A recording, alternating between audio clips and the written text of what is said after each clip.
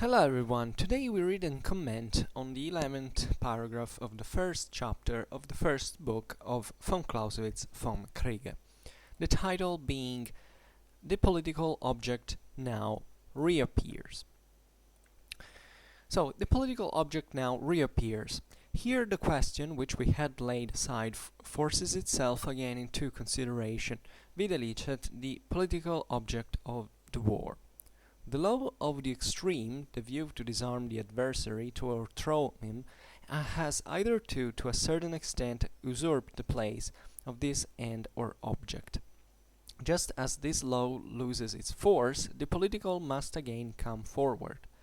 If the whole consideration is a calculation of a probability based on definite persons and relations, then the political object, being the original motive, must be an essential factor in the product. The smaller the sacrifice we demand from our enemy, the smaller it may be expected will be the means of resistance which he will employ. But the smaller his preparation, the smaller will ours require to be. Further, the smaller our political object, the less value shall we set upon it, and the more easily shall we be induced to give it up altogether. Thus, therefore, the political object as the marginal motive of the war will be the standard for determining both the aim of the military force and also the amount of effort to be made. This it cannot be in itself, but it is so in relation to both the belligerent states, because we are concerned with the realities, not with mere abstractions. One and the same political object may produce totally different effects upon different people, or even upon the same people at different times. We can therefore only admit the political object as the measure by considering it in its effects upon those masses which it is to move, and consequently the nature of those masses also comes into consideration.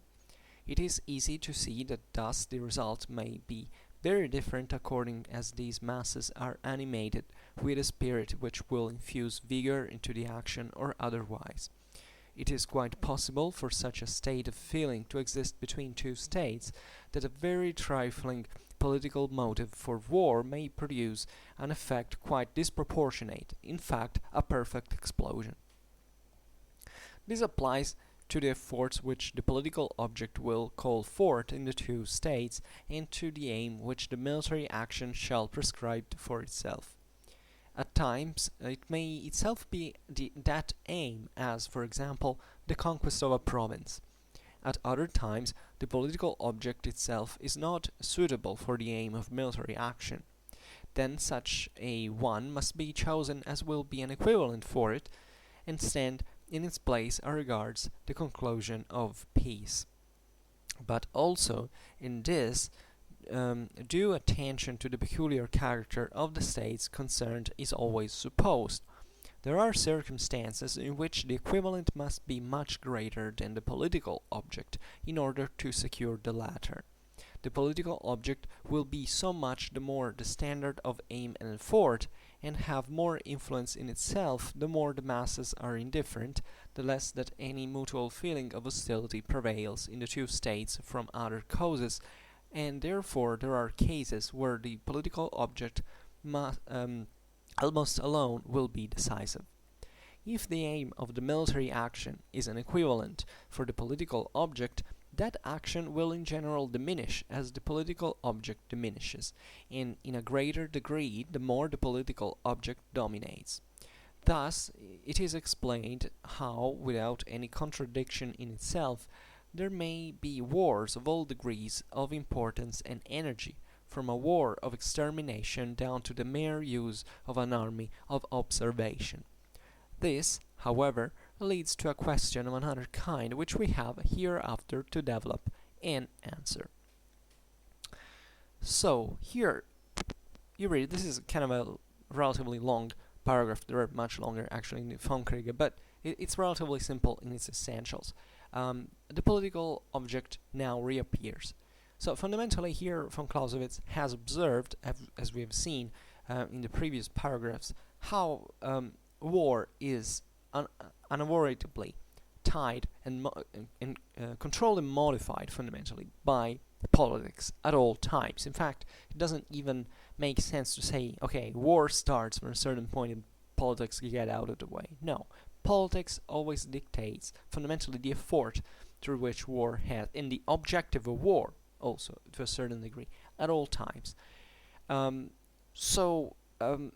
This consideration comes at the end of this series of demonstrations in which in the previous paragraphs in which the author has fundamentally demonstrated how the utmost use of force is constantly modified in war, and here explains in fact how the political object leads fundamentally this this control and modification in war.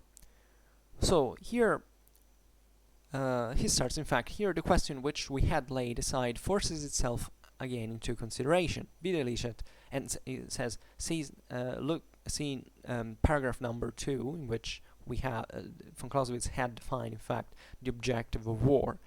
That is the political object of the war. In fact, just for recalling, the second paragraph had determined quite clearly the definition of war, which war is fundamentally nothing but a dual on an extensive scale, and therefore is an act of violence intended to compel our opponent to fulfill our will.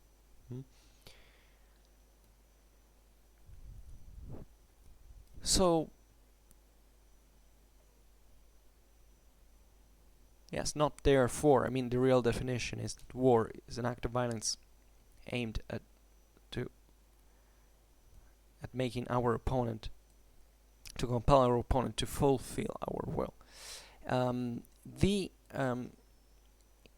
Here it comes into place, because how do you do it? How do you achieve it? And how fundamentally you decide what is your will, that you have to your opponent to fulfill through this act of violence. So it's naturally a political reason, because war is not fought for the sake of itself. So you must have this reason for which you decide and to use violence fundamentally as a tool, as a mean. So here von Clausewitz says, the law of the extreme, the view to disarm the enemy, the adversary, to overthrow him, niederzuwerfen, as he says, has either to a certain extent usurped the place of this end or object. So, because that was the kind of the neutral, let's say, the abstract point of war, fundamentally. If you have to overthrow your enemy, that's the object point. But it's as if it had in fact usurped the end of the story, because you don't just overthrow someone for no reason. Just don't annihilate this person. You have a reason, you have a will that you have to enforce on your opponent. So just as this law loses its force, Clausewitz says, the political must again come forward, because the least fundamentally you have reasons to enforce with violence your will, and the more fundamentally the political reason that stands behind assumes a greater importance. And it can be the same political purpose, in fact, at this point, that needs you to control and modify that violence, not to necessarily, annihilate that enemy, but just to, in fact, to compel him to fulfill your will, which may happen also not just through war. So you can have a political action as well as a military action. And the political action sometimes, for example, can be sufficient to compel your enemy to fulfill your will. Then von Clausewitz goes on, if the whole consideration is a calculation of probability based on definite persons and relations, which we have seen just in the 9th paragraph, The political object, being the original motive, must be an essential factor in the product. It's perfectly fine. We've seen in the various demonstrations ex absurdo, fundamentally the last one, third and last one that here he's mostly recalling, that fundamentally war is fought between between people that have relations also with people who do not participate to the war directly, or that maybe when the war starts they're still out and they decide to intervene later.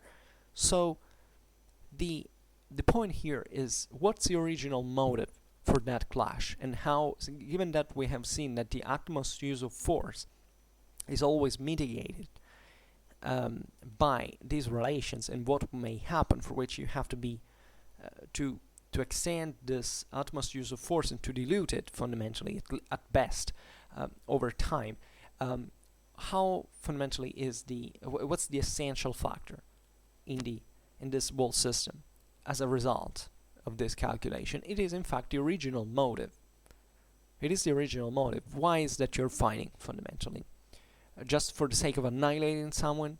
But it never happens. There is no reason fundamentally to do it. You need a reason to make your enemy fulfill your will. Okay, you may be a sadist, a psychopath, you just want to do it for the sake of it, but that's a motive, for instance, that is in itself motivated by the fact that there are this given psychiatric conditions at that point. It's kind of a silly example, but it gives you, I use it because even what seems to be the most gratuitous need for violence still has roots eventually in something else. So even in that case, for instance, you realize that you're not an isolated being, so someone might intervene in your condition of being a psychopath. So living in society and so on. So that may be part of the motive, which that utmost use of force is mitigated by over time. This is important to think. Excuse me, I drink a little bit.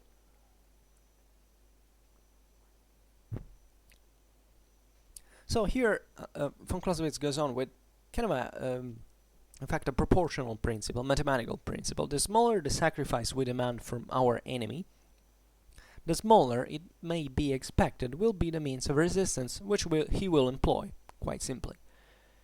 But the smaller his the sacrifice that he asks of us fundamentally, here I think the translation is wrong, because he said preparation, but I think here the Vom Kriege says the politische, Zweck ist die ganze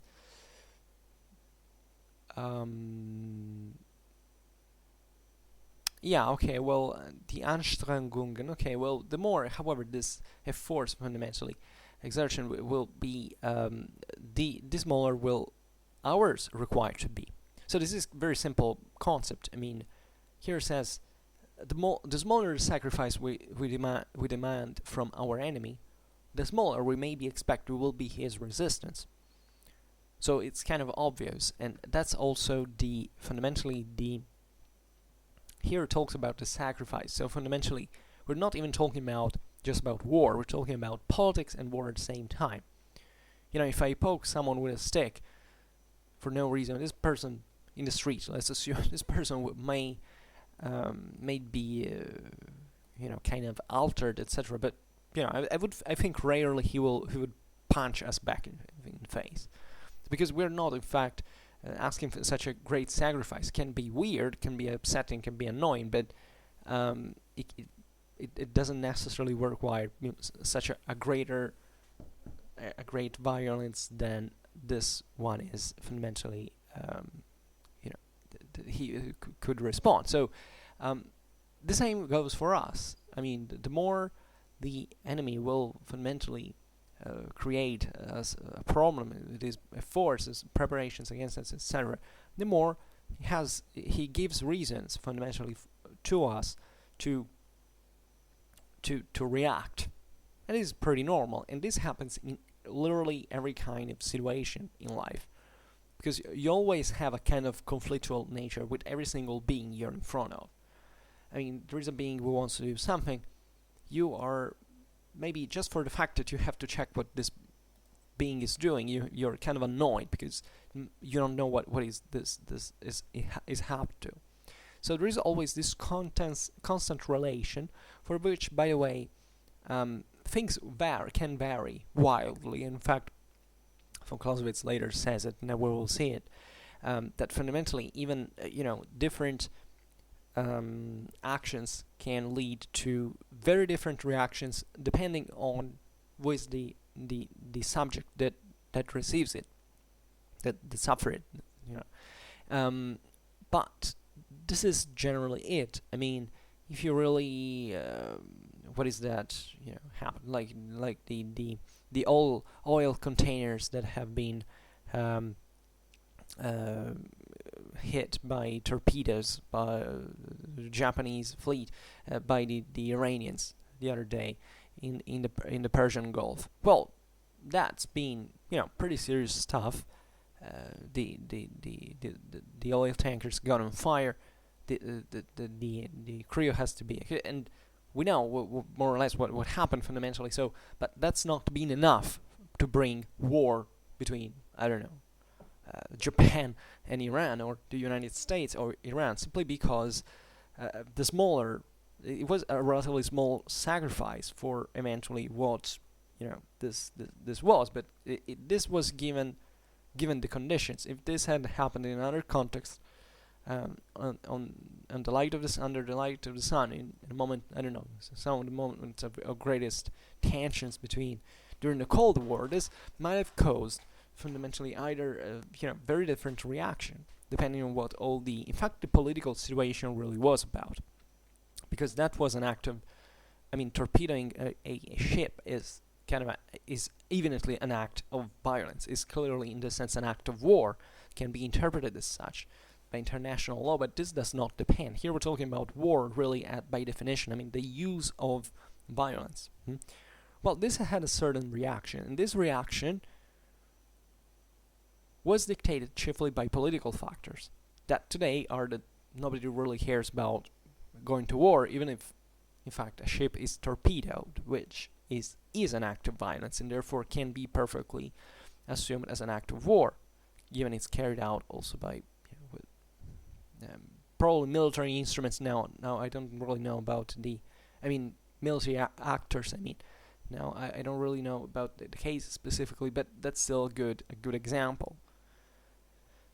That's the same reason when other actions of war that have been whether decided to be considered as such or not in international arena, fundamentally also by right, because these are matters of law that should also be enforced sometimes. Like there have been active wars, also informatic attacks to entire nations to cause blackouts. This has happened in the past. Or just stepping into with your military into another country's land, that however have not led fundamentally to open war between two states, because the political situations was fundamentally was deeming that not to be convenient, and therefore that political object could not bring to open war fundamentally, even if in fact there was a reaction. So here from Clausewitz, which was also military in this nature. So here from Clausewitz is clear, the smaller the sacrifice, the smaller is the reaction, usually. Even if things can vary depending, in fact, at all times from the political aim. Excuse me 1 second.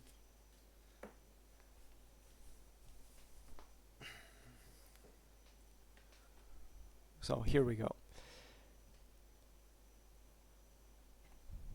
Further, von Clausewitz says, the smaller our political object, the less value shall we set upon it, and the more easily shall we be induced to give it up altogether. This is also kind of clear.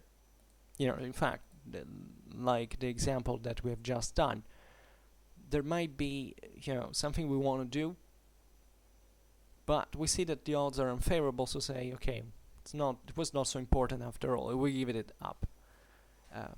This happens in the case, it's just maybe a temporary caprice or something we wanted to do for some minor reason. If it's a matter of, something changing your entire life, you say, okay, the odds may be unfavorable, but I still want to do this, even if it takes a lot of time. So you're more determined, and you're less likely to give it up altogether.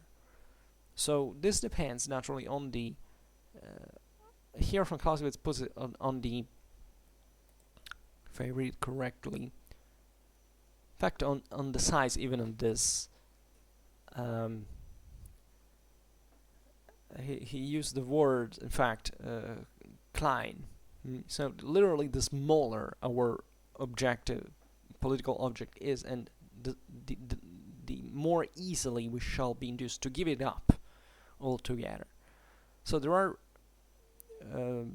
greater and smaller, bigger and smaller political objects that are constantly, by the way, all even interacting the one with the other.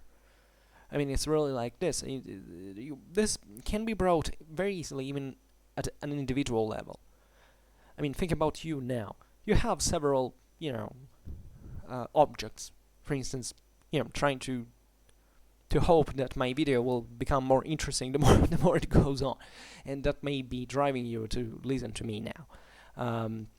Then maybe you're hungry, or you're thirsty, or you're thinking about what you have to do tomorrow, or you're upset because of something. So you have many objects that fundamentally you are trying to frame into an overall action that you expect for you to be carried out in your life now, and this the size of these objects varies constantly, because maybe now I've been talking for too long and you're saying, what the hell, it's boring, let me close this video. Please don't do it. No, of course, I'm kidding, but I mean, that's the real point. Things vary constantly, and this is what von Clausewitz is really telling us, is that it tells much more than just saying the politics control war. But here it says that politics varies constantly. So the political objects can interfere constantly in different ways with war, and war therefore is directly changed, modified, and controlled in a way that can be conducted with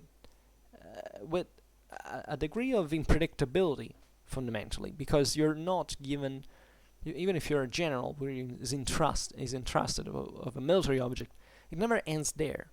It's never about actually the military object in itself. It's the means you have to reach it, to achieve it. And these means vary constantly on the base of politics, and not just of war, that also is pretty changing. It's ever moving, fundamentally. Is always transforming. Military situations evolve constantly, and that's a pretty self-evident reality. Well, this is overly complicated, we could say, by the changing nature of politics. So that not only you have to consider this control, but you also have to put into account that war, even if you wished it to be something isolated, works on its own, fundamentally is never, is always depending on something else, and therefore the way it's led, the way it's conducted, changes all the time. Excuse me, I drink a little once again.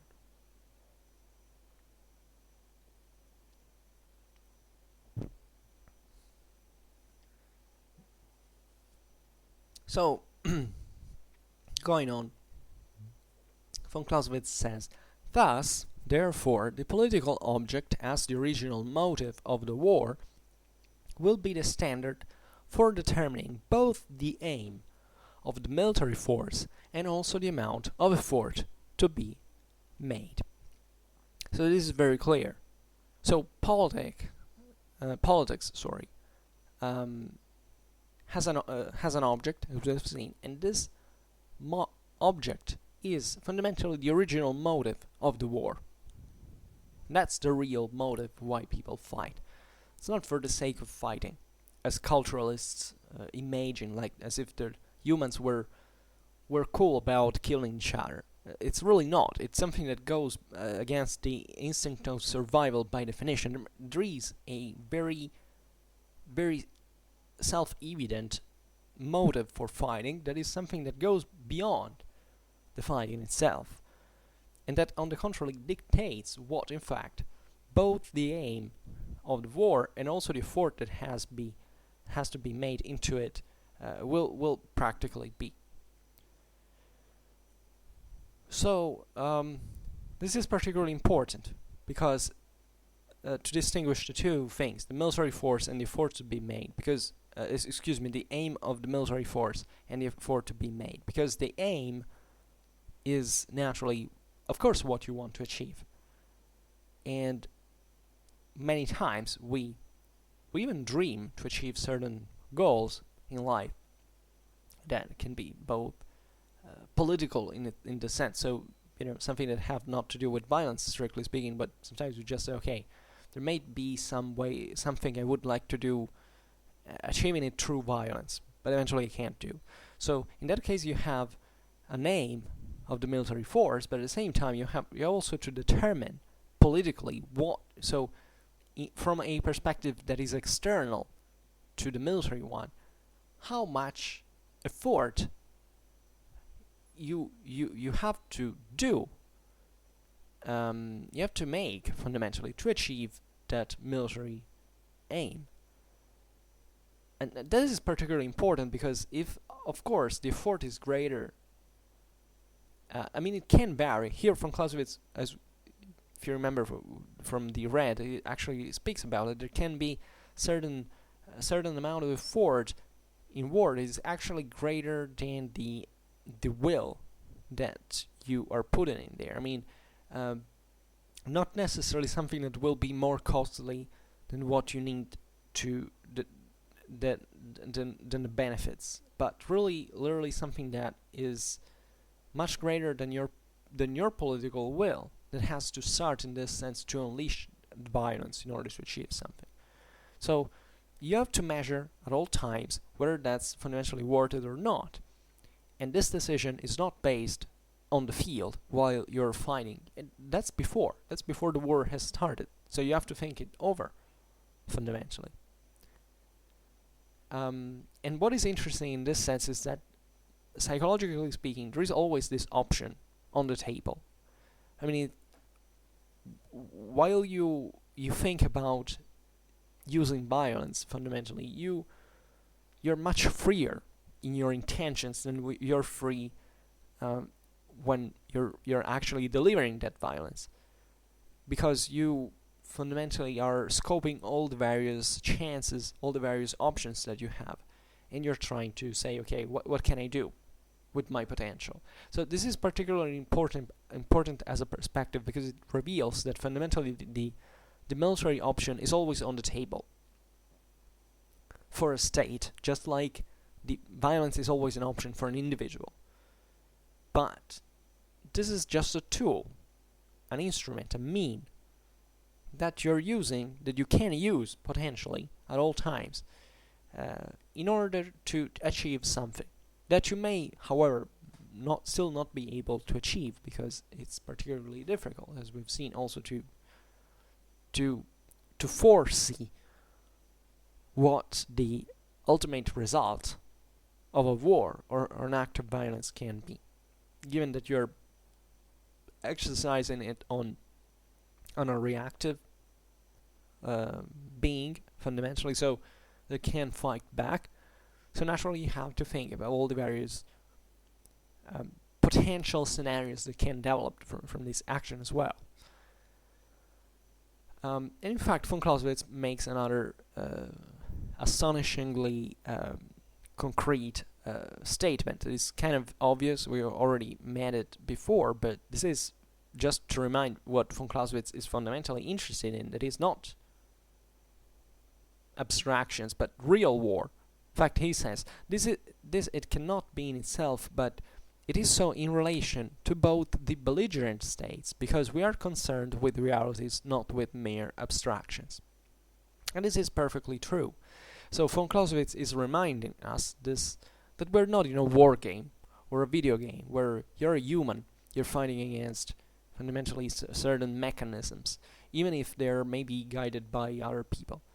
So you know the rules, etc. You're talking about reality, the realm of reality with someone else. You're fighting with another entity, here state, that is extremely resourceful. It can fight on so many levels that you can't even imagine. That simulation is not even is able to take into account, because reality is infinitely more complex. And this is important because it reminds one of the reciprocal reactions that we have seen also in the first paragraphs, that is essentially the fact that that the political object is not modulated on only from your side on a passive object that you just have to assault and to tear down. You're attacking on the base of a living reactive force that you have to know both in its physical strength and psychological intentions, and about which you most likely don't know everything, and that fundamentally you have also to study in the moment in which the fight starts. So here there is another variable, or many other variables, that complicate the system as well, because at that point it's not just about your own political object or your military aim or your psychophysical resources, etc. It's also about the ones of the enemy. So you can't fundamentally make a calculation on your own, just thinking about how strongly you can hit by yourself, as if the physical measure, one of your punches, really dictated how things are gonna be.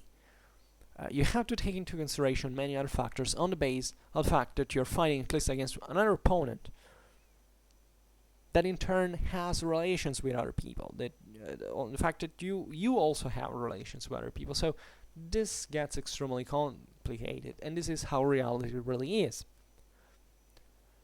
Von Clausewitz goes on and says, one and the same political object may produce totally different effects upon different people, or even upon the same people at different times.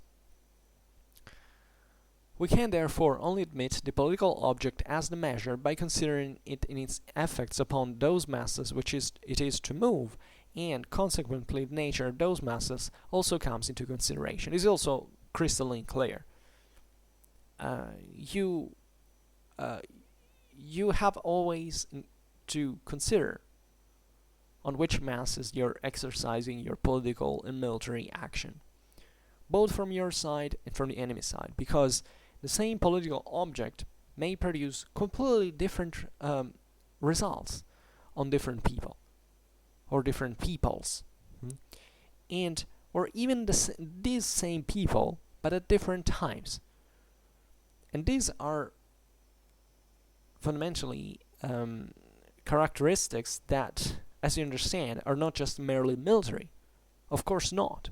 They encompass, and not even just merely political. They have to do with lots of other factors that are also chiefly social in this sense, but also material in many ways, and therefore another complicating factor into the equation. That in here von Clausewitz is stressing that it can change over time. This is really the point. So the political action, the political object, has to be measured fundamentally on this degree of uncertainty as well. And this uncertainty is fundamentally dictated by the fact that we are not omniscient, but nevertheless we have to add as much as we can, knowledge to this, to the preparation of our political object. Because, for instance, here the nature of the masses on which the political object will exert his power fundamentally is fundamental. Is one of the main things you have to take into consideration. You can't act politically just saying, okay, well, the people will just follow. It's naive.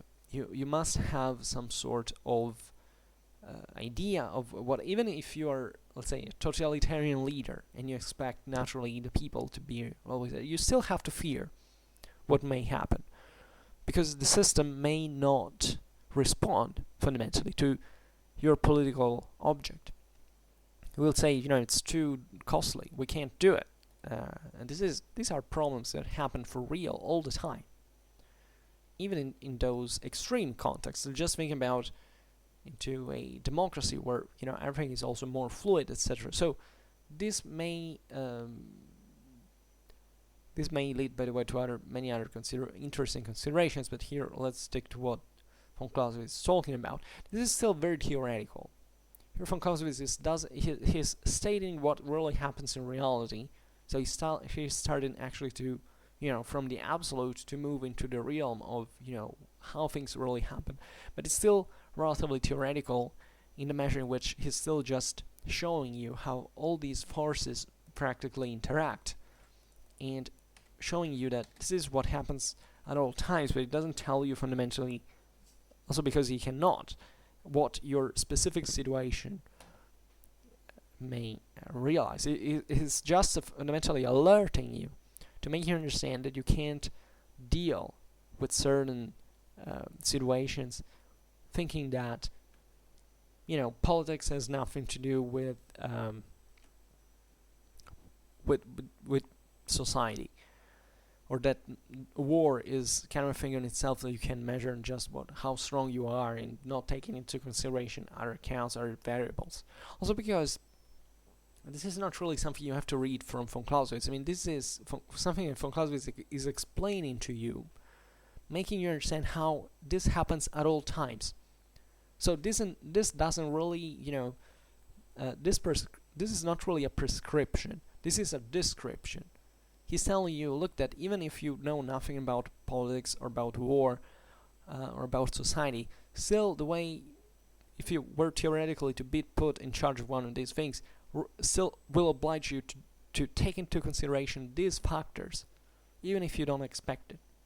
So this is really the objective in itself of these first paragraphs, is to acquaint you with the fundamentals, the fundamental dynamics, let's say, that exist between politics, war, society, and so on. So the nature of the masses as well also here comes into consideration. Not that that von Clausewitz he's one of the first thinkers that, when considering war and politics in European philosophy, starts tributing a great importance, fundamental importance to the masses, to the feelings of the people. This is particularly important. This is not just because we are in romanticism, so the masses, the peoples, the nations become important in this, but it's really a concrete acknowledgement that has to do naturally also with the period in which von Clausewitz was living, but here is not treated in a subjective way. It's just being stated in the way, in fact, it always happens in every. These dynamics work in all times in history. Then he makes an example. It is easy to see that thus the result may be very different, according as these masses are animated with a spirit which will infuse vigor into the action or otherwise. So it is perfectly valid. I mean, wars are to be regarded also on the degree in which masses actually relate themselves to war. Just think about the American public opinion during the Vietnam War. That was a kind of determining factor, which shows you perfectly well that at that point it was not really what was happening on the field in Vietnam. It was really, what the masses thought about it, and what the importance that started giving to it, and then the politics was affected by it and consequently also the military action. Well, there's a perfect example that shows you how it's one of the best examples actually, historically, also for us today, because we are kind of fresh from it. It's the idea of what Vietnam has been. It's naive to think that the American military capability would have not been able to wipe out the North Vietnamese. But simply there was a political and social cost that point came to on the base of many factors that I'm not saying have to be, justified or unjustified. This belongs to another realm. I don't care. It's subjective, but effectively influenced the war because it came to an end. In fact, with the withdrawal of the U.S. military from Vietnam, also from South Vietnam, and in fact was seized by the North Vietnamese. So, where were we?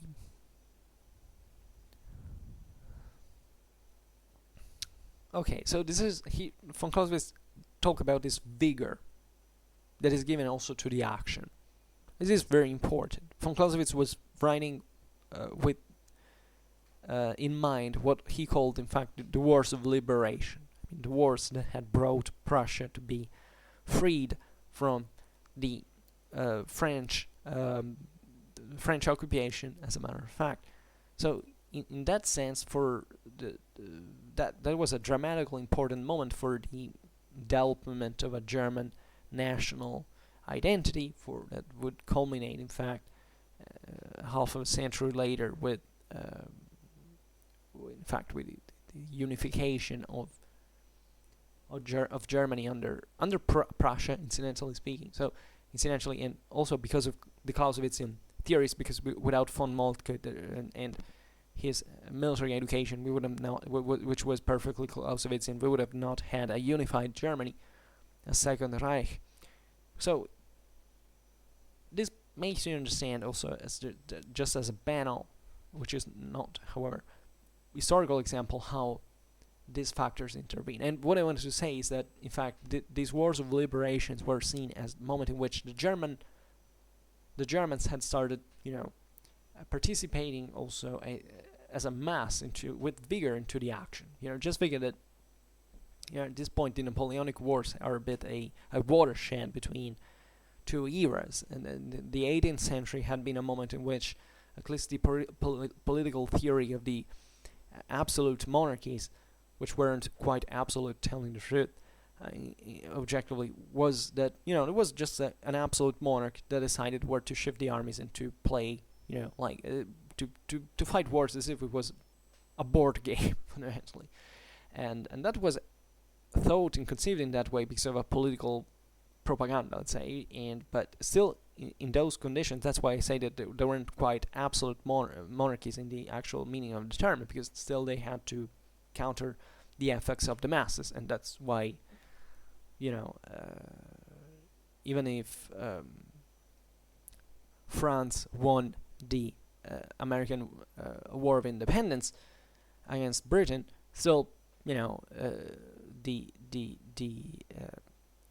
the results were fundamentally pretty harsh, because the enormous political expense that the French had made to hate the American colonies eventually brought to a economical crisis from which the French system didn't recover until the revolution, that mostly broke out because of a famine, but contingentally in those years. But the system was pretty messed up by that. So that is a perfect example, in fact, of how, in fact, these monarchies were not absolute at all. In fact, they were overthrown.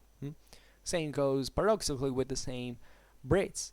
Was that the American colonies rebelled? Well, also because the Brits had won the 7 Years' War.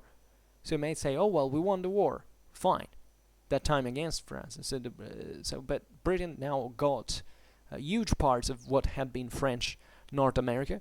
There were huge areas that now the the Brits had to control with garrisons. It costed money, etc. So what they do, they hire taxes. They hire taxes, especially on the American colonies.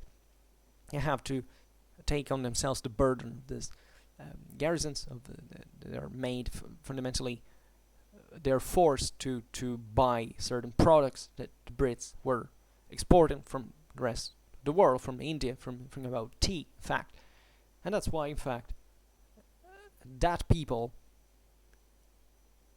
brought to something that led to the American War of Independence and the birth of the United States of America. So that these are all beautiful examples, I would say, that show perfectly that there's not just the use of force, that the use of force is always conditioned by a political object, is always dictated.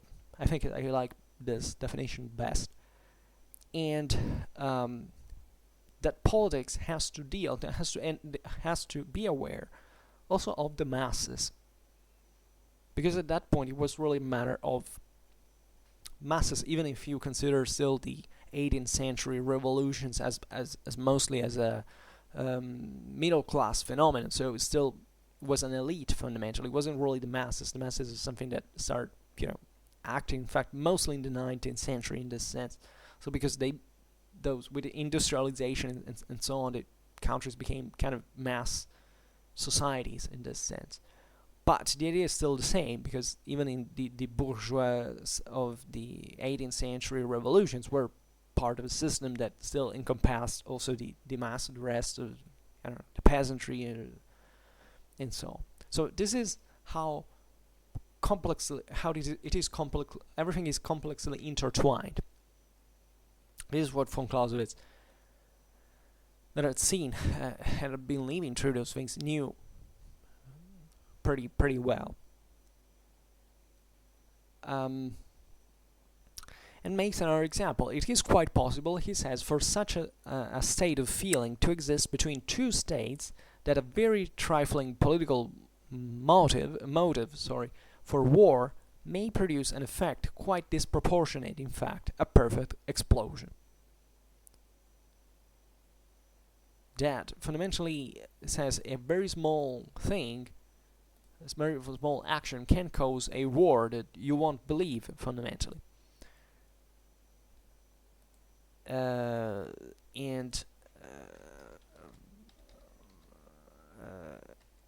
This is also perfectly evident in any other, just I think about the Ems dispatch, through which also known as Ems telegram sometimes, it basically incited France to declare war to Prussia in 1870, or just think about the assassination of Grand Duke Francis Ferdinand in Sarajevo in 1914. Well, it's not that they're small things, but guess what? There are certain reactive political and social systems that eventually unleash wars that you don't believe.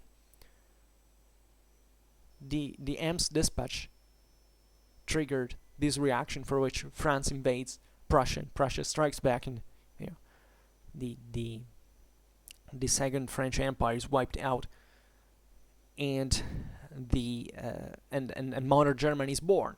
So everything from a little dispatch. Of course, what von Clausewitz is saying is that, it's the small little thing that can lead to its explosive reactions, because evidently there are some ingredients in this chemical reaction that are already there and cause the reaction. So those are the masses. Those are the same with World War I. The assassination of the heir to the throne of Austria-Hungary brings fundamentally to the First World War, where millions of people die on the battlefields in just 4 years of war all over the world. So this is something really devastating, and it makes you understand that how much the political object here is what really, that also is based on the masses, dictates what the military action is. Just think about how nationalism had inflated the hatred that existed in the masses before World War I. All this idea that Furor Gallicus against the Furor Teutonicus and all this stuff, the idea that, the French hated the Germans hated the French, all this world in which the masses had participated actively because they were, in fact, exalted by what were political and social reasons. Not that they actually understood what war could have been. In fact, even the political classes underestimated what this war would have become. They were convinced that everything would have been settled in a few months. The war went on for 4 consecutive years. It brought to the horrors of the trench warfare, especially thinking about the Western Front, this massive entrenchment going literally from the North Sea to the Alps continuously, that didn't shift for some kilometers all throughout basically the whole war. A carnage that brings those millions to slaughter themselves. So, yeah, this is the idea, the explosion. And this is important in the theory also. I remember when Bismarck said eventually the next war will start, next European war will start from something stupid happening in the Balkans, and so in fact it happened. Well, this sounds a bit Clausewitzian in itself, so that the state of feeling that exists between two states can even bring to a relatively little event, to produce what von Clausewitz calls an explosion, literally. It's perfectly historically accurate for those examples that we have quoted. So this applies to the efforts which the political object will call forth in the two states, and to the aim which the military action shall prescribe for itself. So this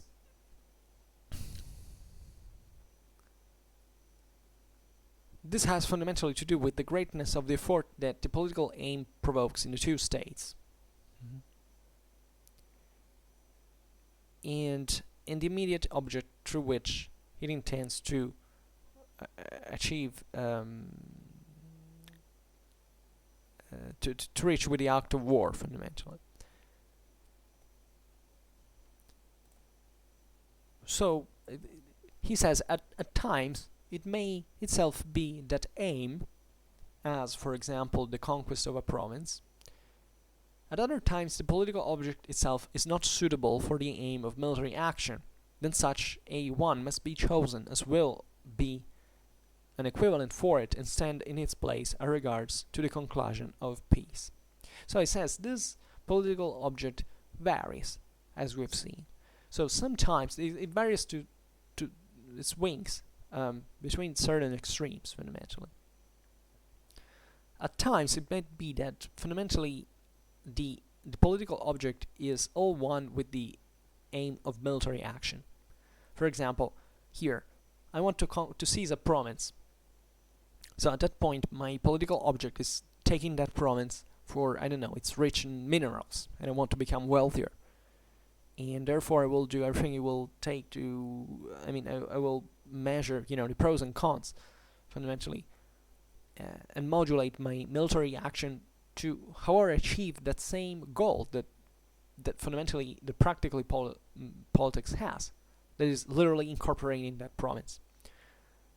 So here the political aim and military aim are overlapping, even if they are on two different levels.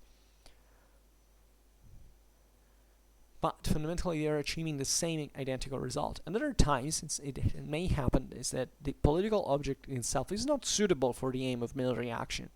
That is fundamentally, in other words, I don't really need to use violence to achieve one goal, or at least I could, but maybe for me it's not convenient now. So if fundamentally this inconvenient, the greater this inconvenience it is, and fundamentally the more I discard the military option, and if this reaches the, if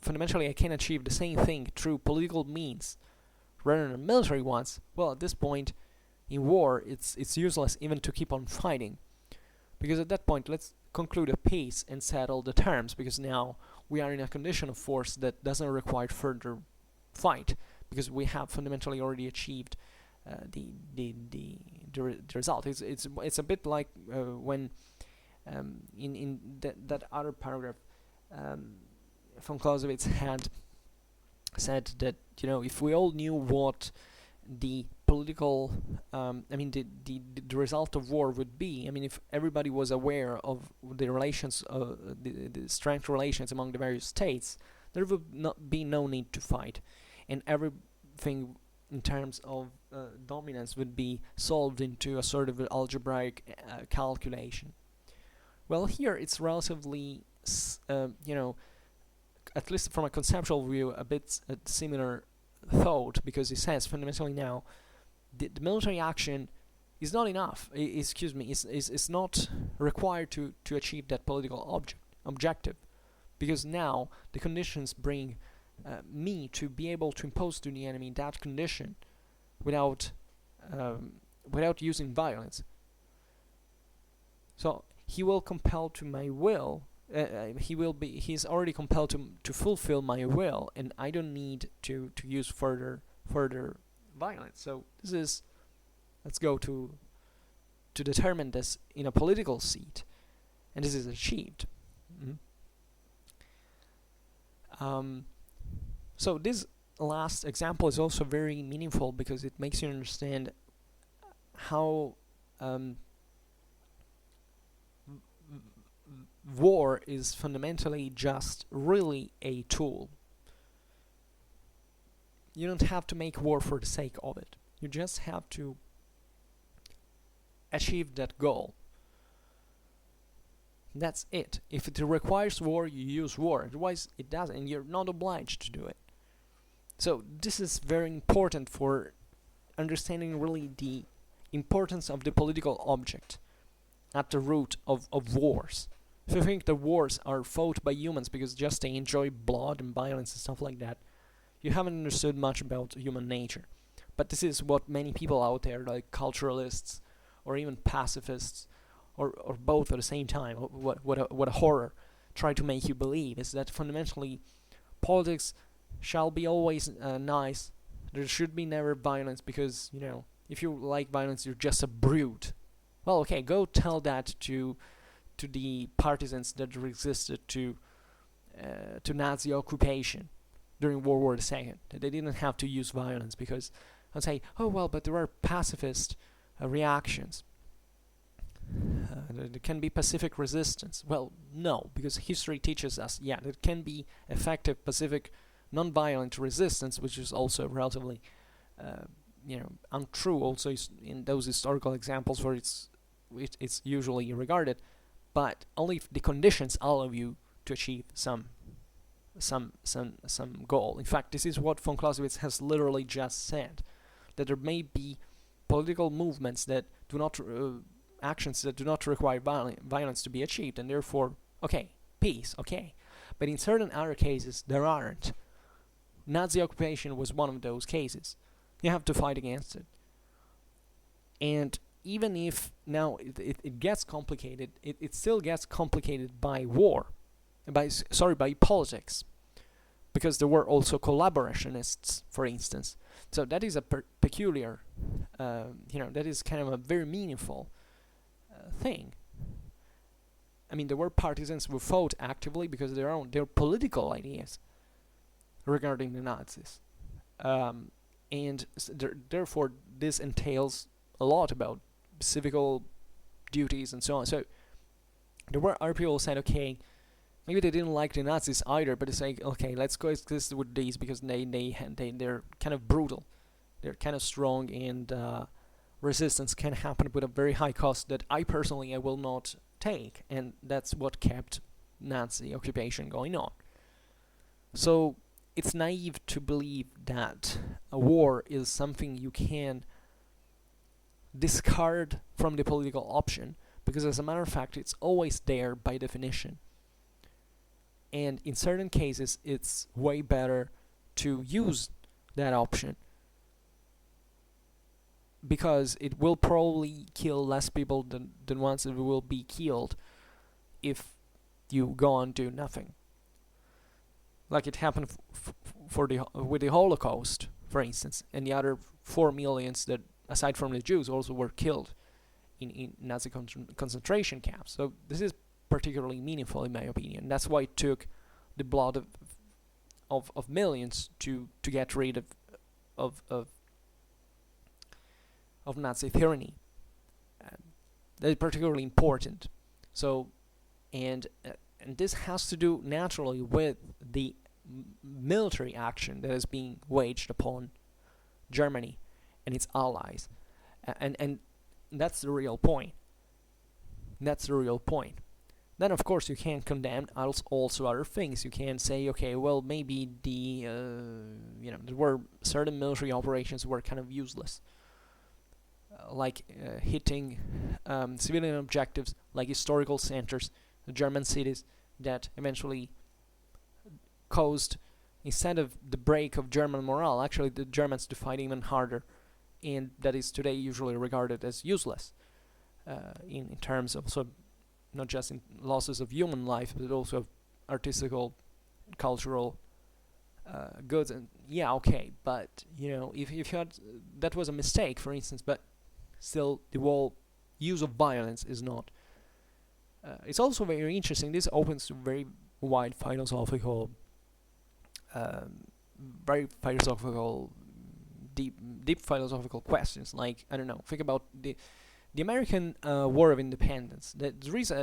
Just recently I heard a perspective that I had never thought of. Actually, I thought about it in general Christian terms, but I never in that associated to especially the American the American War of Independence, because that fundamentally there is the idea that the founding fathers were still inspired by Christian principles that were at the base of American society and so on, but the Gospels say fundamentally that you should obey the constituted authority, the local political authority. So I've heard I don't remember who he was, actually was a guest of a show, and he was saying, he was I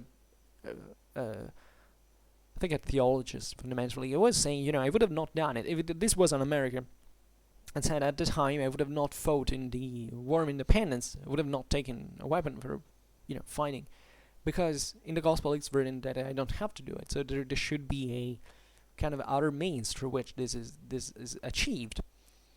Now this is particularly interesting because eventually America, that the United States were born, politically speaking, with this idea that Americans were kind of a chosen people, were fighting for a freedom that was much larger than just a political freedom. It was fundamentally individual freedom. It was based on the freedom that God had entrusted to man.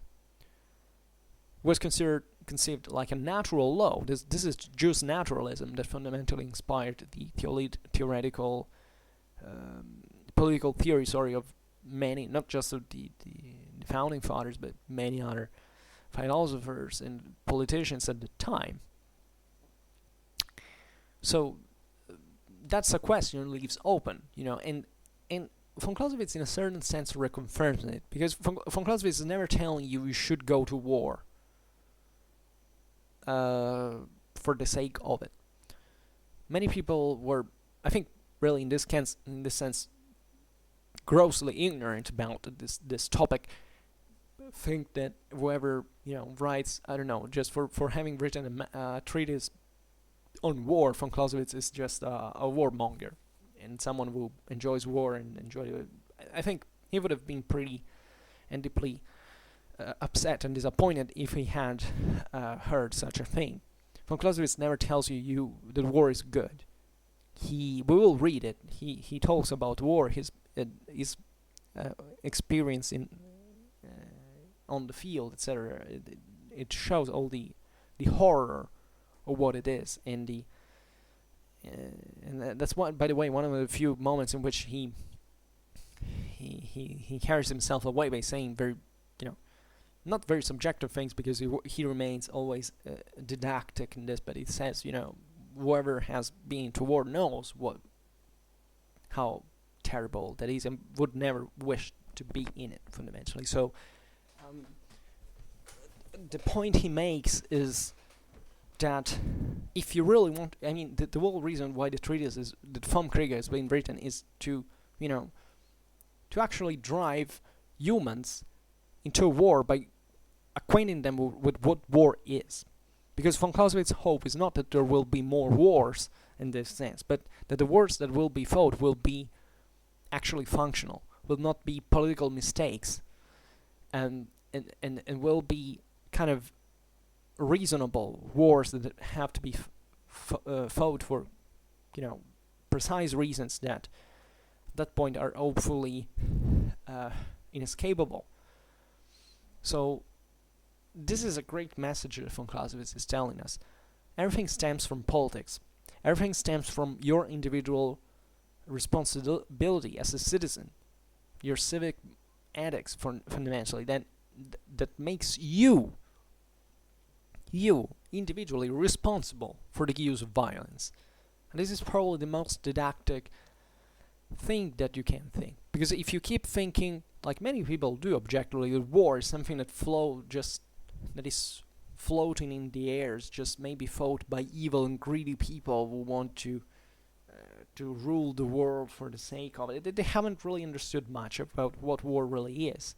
They haven't, and they're probably the people who, in this kind of radical dogmatism, would be the most likely to actually cause a war for no valid reason. And why perhaps their governments wage it, because this is fundamentally it. You vote, at least if you live in certain areas, most areas of the world, good chances are, fortunately today, wherever you live in the world, you live in a democracy, at least by name. And your role matters. Your individual action does matter, does make a difference. This is what von Clausewitz is saying. You are the one who has, in this mess of factors, political, military, social, to determine what's the best option. And it's extremely difficult to do it. And you can't do it if you fundamentally don't know what you're doing.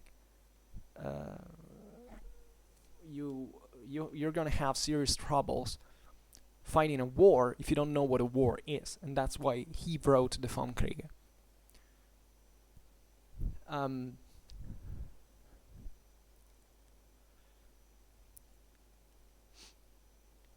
Then he says also, but also in this, due attention to the peculiar character of the states concerned is always supposed.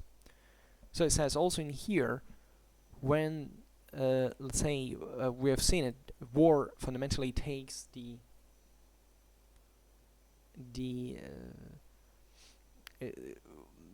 political action takes over war, so that you conclude a peace, and because let's say violence is not necessary anymore. Still, also in here, the peculiar character of states has always to be supposed. So here he is stressing, in my opinion, the fact that the continuity that exists between politics and war, so that you're never talking about two distinguished things.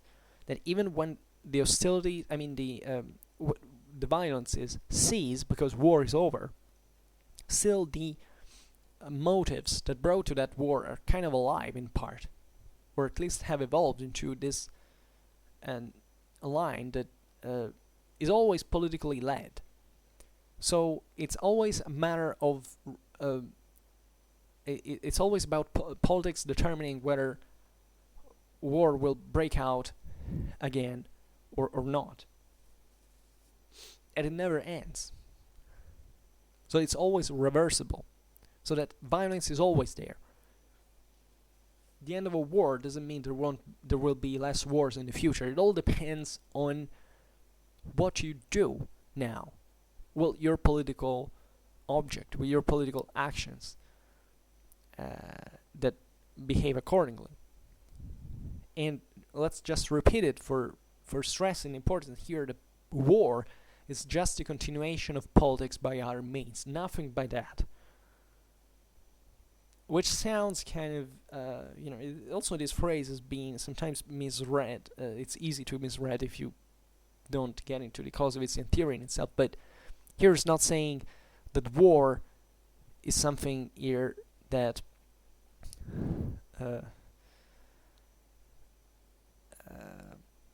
it's not a banal phrase. This is the point. It's not that war is magically something on its own that pops out from politics as just a mere mean, because politics continue to dictate war, continue to control it, to modify it, and this relation never ends. Politics never ends in the meanwhile.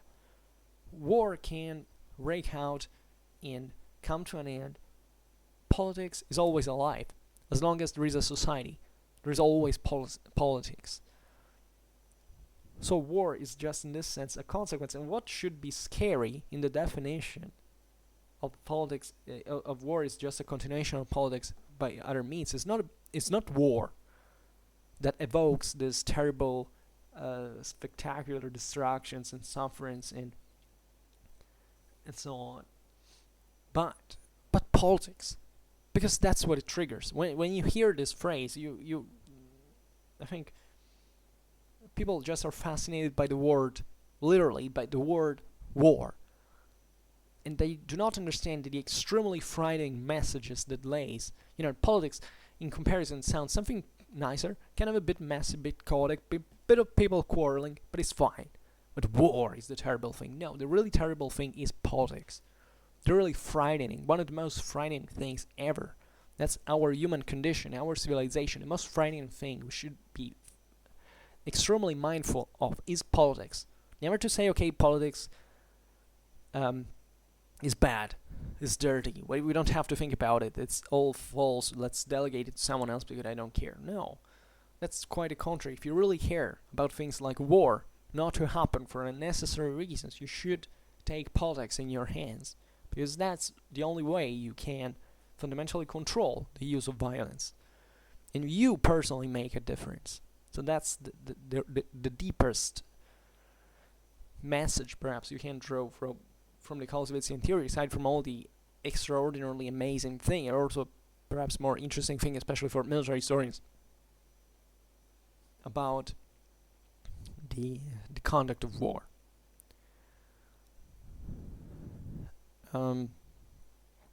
Here von Clausewitz also said there are circumstances in which the equivalent must be much greater than the political object in order to secure the latter.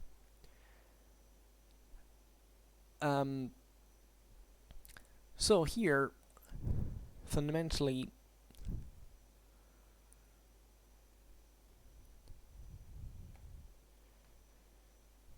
the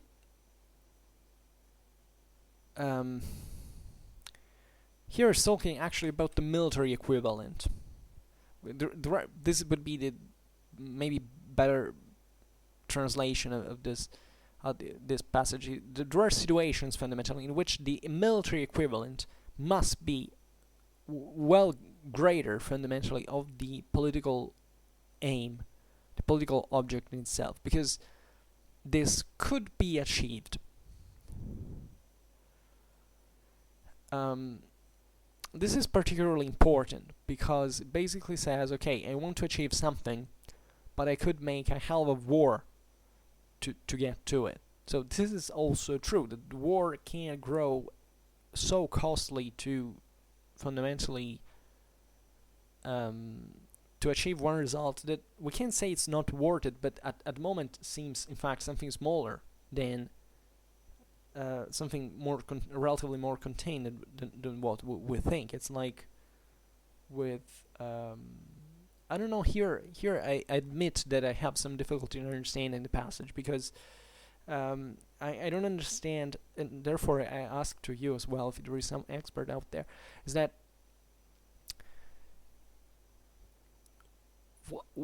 how can really the political object be posed in terms of equivalency to the military one? We can see that the object overlaps, but it's like the example before with the promise. There says the political object and military aim fundamentally overlap, because if I want to seize a province, that's it. But I have political reasons that are kind of different from the way war is waged to seize that province, for instance. So what is really von Clausewitz talking about in here? It's me why I don't understand, and it's not because of von Clausewitz. Here probably it's just me being dumb. It's surely just me being dumb.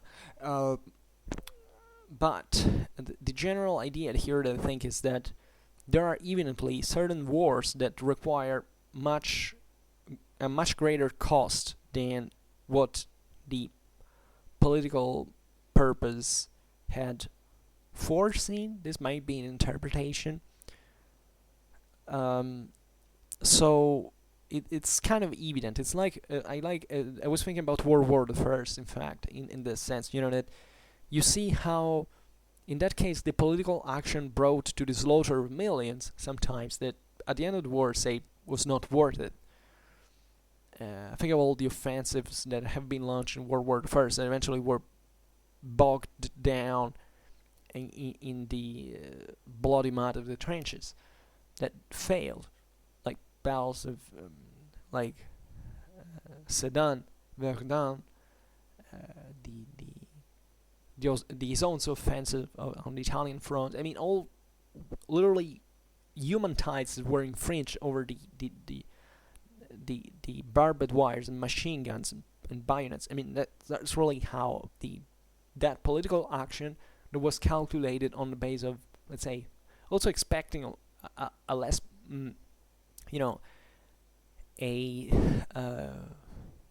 much less bloodshed, instead turned into, a meat grinder that nobody had kind of expected. Or maybe, this still happened, especially after the first months of war. This was perfectly clear that trench warfare would have gone on that fashion. They tried to, of course, to break it, but now all the headquarters had fundamentally understood what the new dynamics were.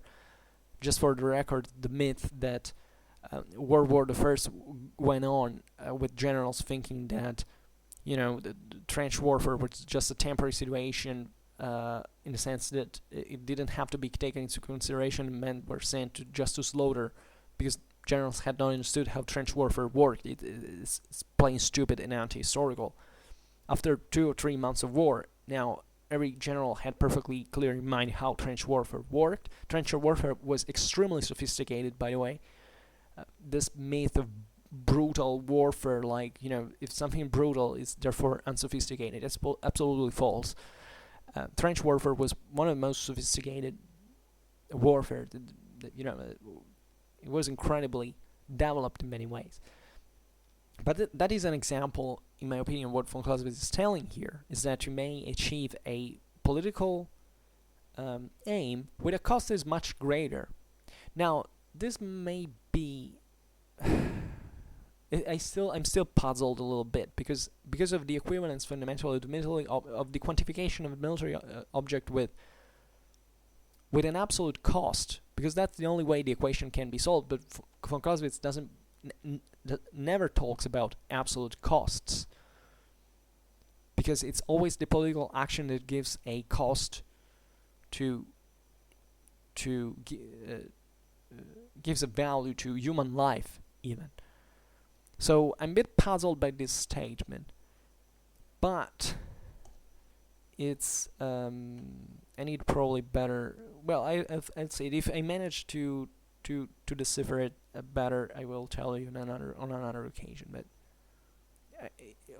comprehensively kind of makes sense, and it's evident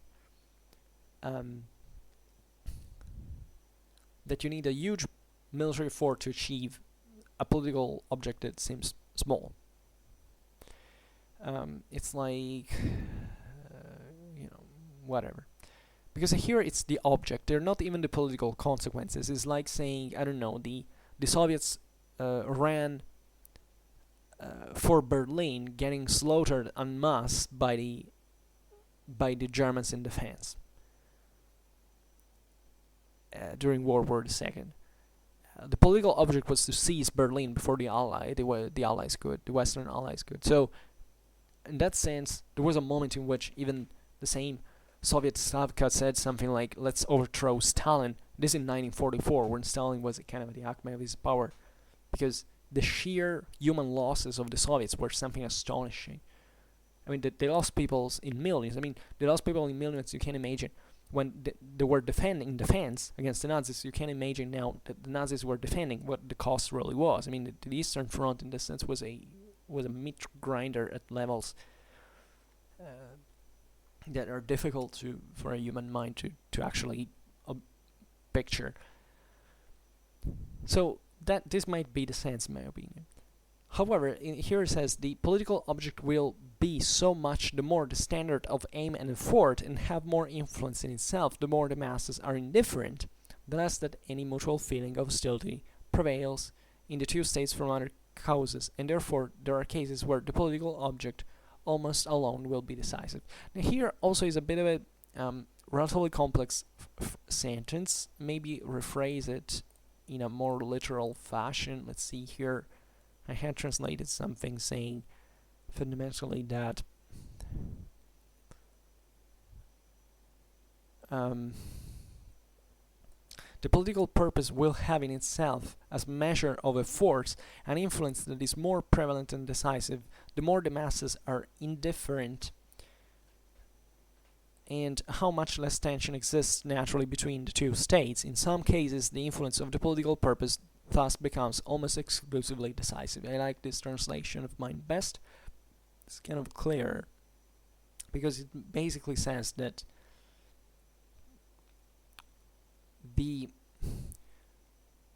fundamentally that politics has a greater impact,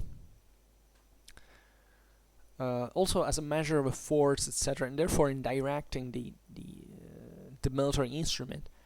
The less tension, the more the masses are indifferent, and the less tension exists naturally between the two states. Because here basically it means that if the masses are indifferent and the tension between the states is lower, fundamentally, the political action has a greater effect. If you really have this, fundamentally the control on the masses is greater at that point, because you can induce them to do what you like because they're less different. Here, just remember that it's still relatively theoretical, as we were saying before, as a consideration, because you can't really determine whether most of the times whether the masses are going to be indifferent or not. But nevertheless, it's evident that the more the people doesn't care, and more it's easy for the political side to unleash wars. Take an example like Russia in the last decades. It has waged war fundamentally several times, with the Russian people really not caring or being maybe even supportive in this sense of the action, because they imagine it in a completely distorted fashion, because they were told fundamentally in those terms that made it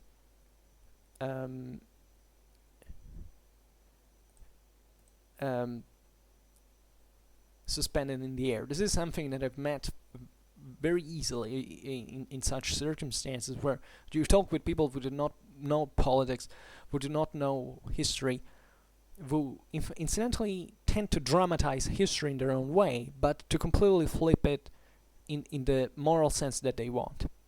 This is typical, especially I've met I believe a Russian politics. It's pretty clear that if you ever talked with several people from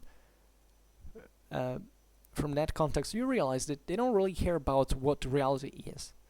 They just prefer that there is their own country that is kind of nice and pure, and the others all kind of hate it. And now every time that their country intervenes, it's because it's a positive. It's a positive thing fundamentally, because they're right, because they are that country. And what you discover in that context is that they're fundamentally indifferent even to what happens politically speaking, not just militarily, because they live in a country that politically is, on the verge of authoritarianism, almost a certain close to some, at least, dictatorial features, and because of an evident past that brought the state to develop in that fashion, you realize they simply don't know. So in that case, the masses are indifferent, and that is very politically convenient. Do you ever think about it? Think about in dictatorships or totalitarianisms. The masses are ignorant. Why are they ignorant? So that their governments can wage war, not just war, but everything political at that point, but including war. This is the Clausewitz paradigm. So that they don't care, so that they don't realize, so that they don't know. Maybe their individual life quality can sink, and they will notice that. But overall, if you make small wars, like invading a tiny province and so, they will not notice. They will not pose themselves the question whether it's a positive thing or a negative thing. Because as long as you fundamentally isolate masses, also from the rest of the world, is saying, look, you're doing something seriously wrong, stop it, the masses will not care. They will not hear that. If you isolate them, if you make them convinced that they are the center of the world, the rest of the world does not exist, well, this is how certain wars have been waged, recently speaking. And that's how you realize that it's easy to do with people that are fundamentally ignorant. There are people who have an understanding of what things that happen really are. And they're all the flipping narratives like, it's all relative. All politicians are evil. That's also another typical Russian phrase. Well, thanks my eyes, but this doesn't mean that some are worse than others, and there are political and military actions that are worse than others. Seriously, massively. You can't escape it just saying, well, it's all false. That's typical disinformation. That's typical that the Soviets the Russians have been masters of disinformation, because that's how you can achieve also those political and military goals. It's clever, and it works. But it only works in here, and that's what von Clausewitz is saying, in fact, describing perfectly. The more the masses are indifferent, and therefore, in this particular context, if masses are disinformed, they don't know what's happening, and therefore they're obviously indifferent, because if you don't know something, you can't know, you can't even take a stand, to take a position on the issue. Now that's particularly interesting, and very few people understand how dramatically serious this is, and this is why reading von Clausewitz should actually could wake up many, because if they only knew this concept, they would start reflecting on how certain things happen, and why certain people are in a certain way, why certain events happen, why certain wars are waged, on which premises, on which basis. If you flatten everything, you can't. You're a moral relativist. That's the point. You can't justify everything, and that's what it's against this that we said we have built a civilized world. That is very, very different. That still can see these things happening, but on the basis of with the least developed fundamentally. So this is today I got a bit political, especially now with this last example, but it is true. You understand it. If I know that people out there are kind of crazy and that think, many people at least are. Many people know what I'm talking about. Many people really do not know, and I think the crazier they are, then because it's the least they know about these issues, and this is what is dramatically evident, in my opinion, regarding to what happens around the world, and we should pose ourselves many questions about it. um, the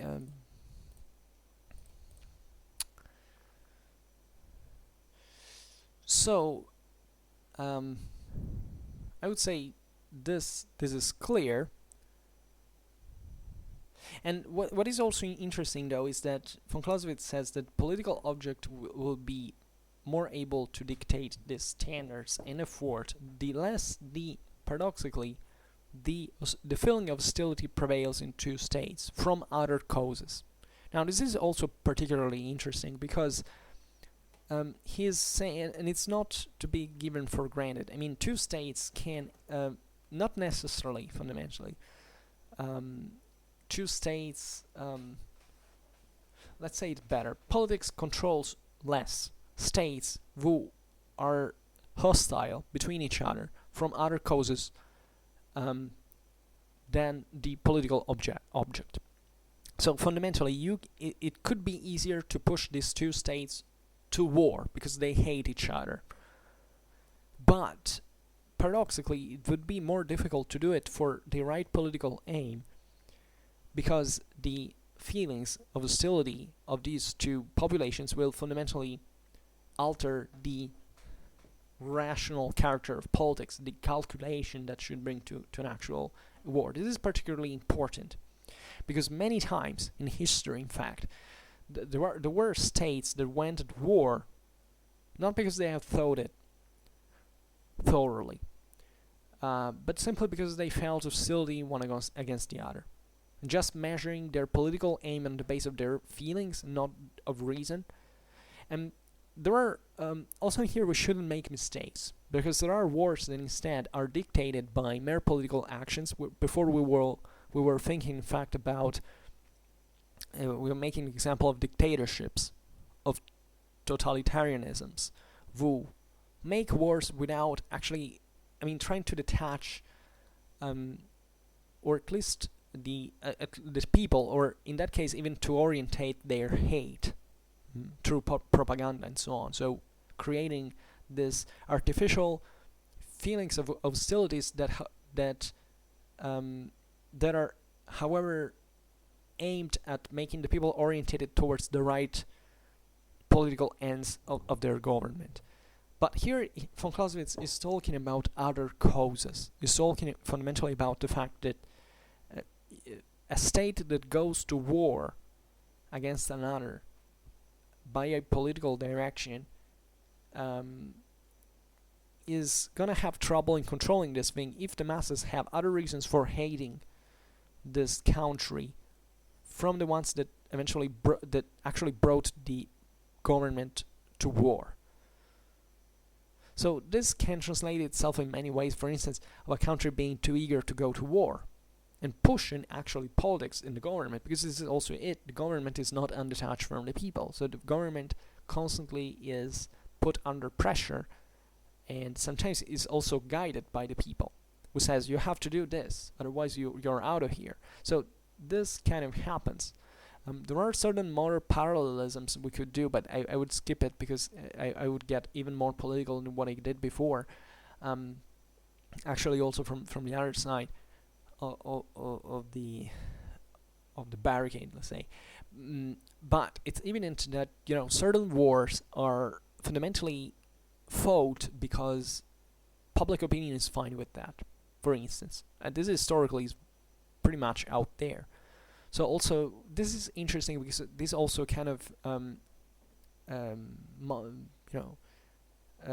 dispels the myth that it's always the poor, pure-minded and souled population that always suffers of the poor tyrants that are at the top. No, as a matter of fact, it's not like that. This is an obsession that exists in many countries of the Western world, especially in the Anglosphere. The idea that there is a tyrant that dictates on the poor people who are sent to war because they're such pure angels, poor dears, that they're brought to war on the points of the bayonets. Historically speaking, this is also false. This is false. Actually, I would say not really most of the times. The striking difference is obviously that you may hate someone, but not hate him so much to go to war and risk your life for him. So you can rightfully say things that, I don't know, the German soldiers of the Wehrmacht were sent to war because otherwise they would have been executed. Yes, this is true, but this still doesn't count that only 40% of Germans didn't vote for Hitler in 1933.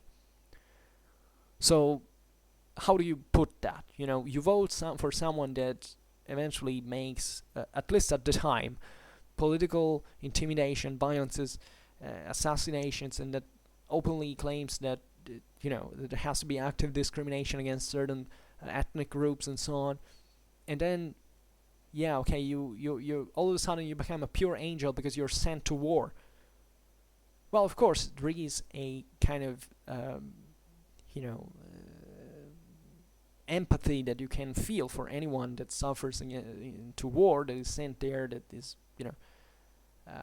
you can even detach kind of the military behavior from the political behavior in a certain sense. But cui prodest, what's the point at the end of the story? Most of the times in history, actually, countries were kind of, the peoples of the fighting countries were for actually annihilating the other. If you really look at it historically speaking, most of the people who went to war were actually for saying, these fucking bastards from the other side, I would like to eat their guts, fundamentally. So that was the truth. And we have to erase this puritanism when it comes to interpret history, like saying, oh, we were sent there. It's not our fault. We're just passive victims of a terrible tyrant. It's all about the tyrant. No, because the governments are moved by the masses. The great totalitarianisms of the, especially fascism and Nazism, were actively backed by the respective populations. These populations actually democratically voted for these dictatorships to rise to power. So you may say, okay, there was an evolution within these dictatorships that kind of made them grow worse over time, that even they, at the end of the day, especially in certain countries, kind of disaffection to the same population. Yeah, okay, but still the political responsibility belongs to the masses in that case. So you can't say, you can't even deny the responsibility of the tyrant in that context, but at the same time, still, this is not about moral anymore. This is actually describing how it practically happened. This is what von Clausewitz is telling us. Look, that the masses also can seriously mess up things, politically speaking, especially also in war, because they may go at war for reasons that and in ways that are kind of wrong. This was practically it. Also because the masses still make up the armies. If you think about it, it's still, here we're talking about citizens most of the time. But this is evident also in tribal warfare, in other contexts where the military participation was always actually tied to the political belonging, to the political protagonism. If you think about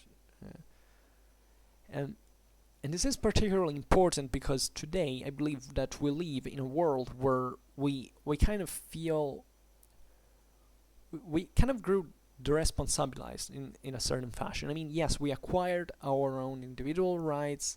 We kind of live well because ultimately the reason why why there were so many political clashes for rights representation was that people actually lived wars because of the lack of those rights. Now we kind of live fine. We can't really complain.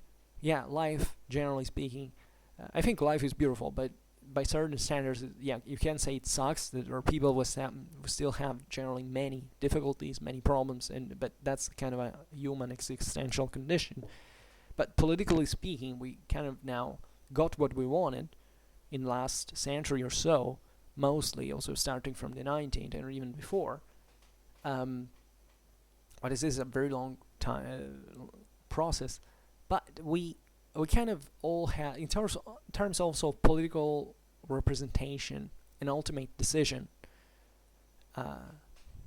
we're less important. First of all, we are more people.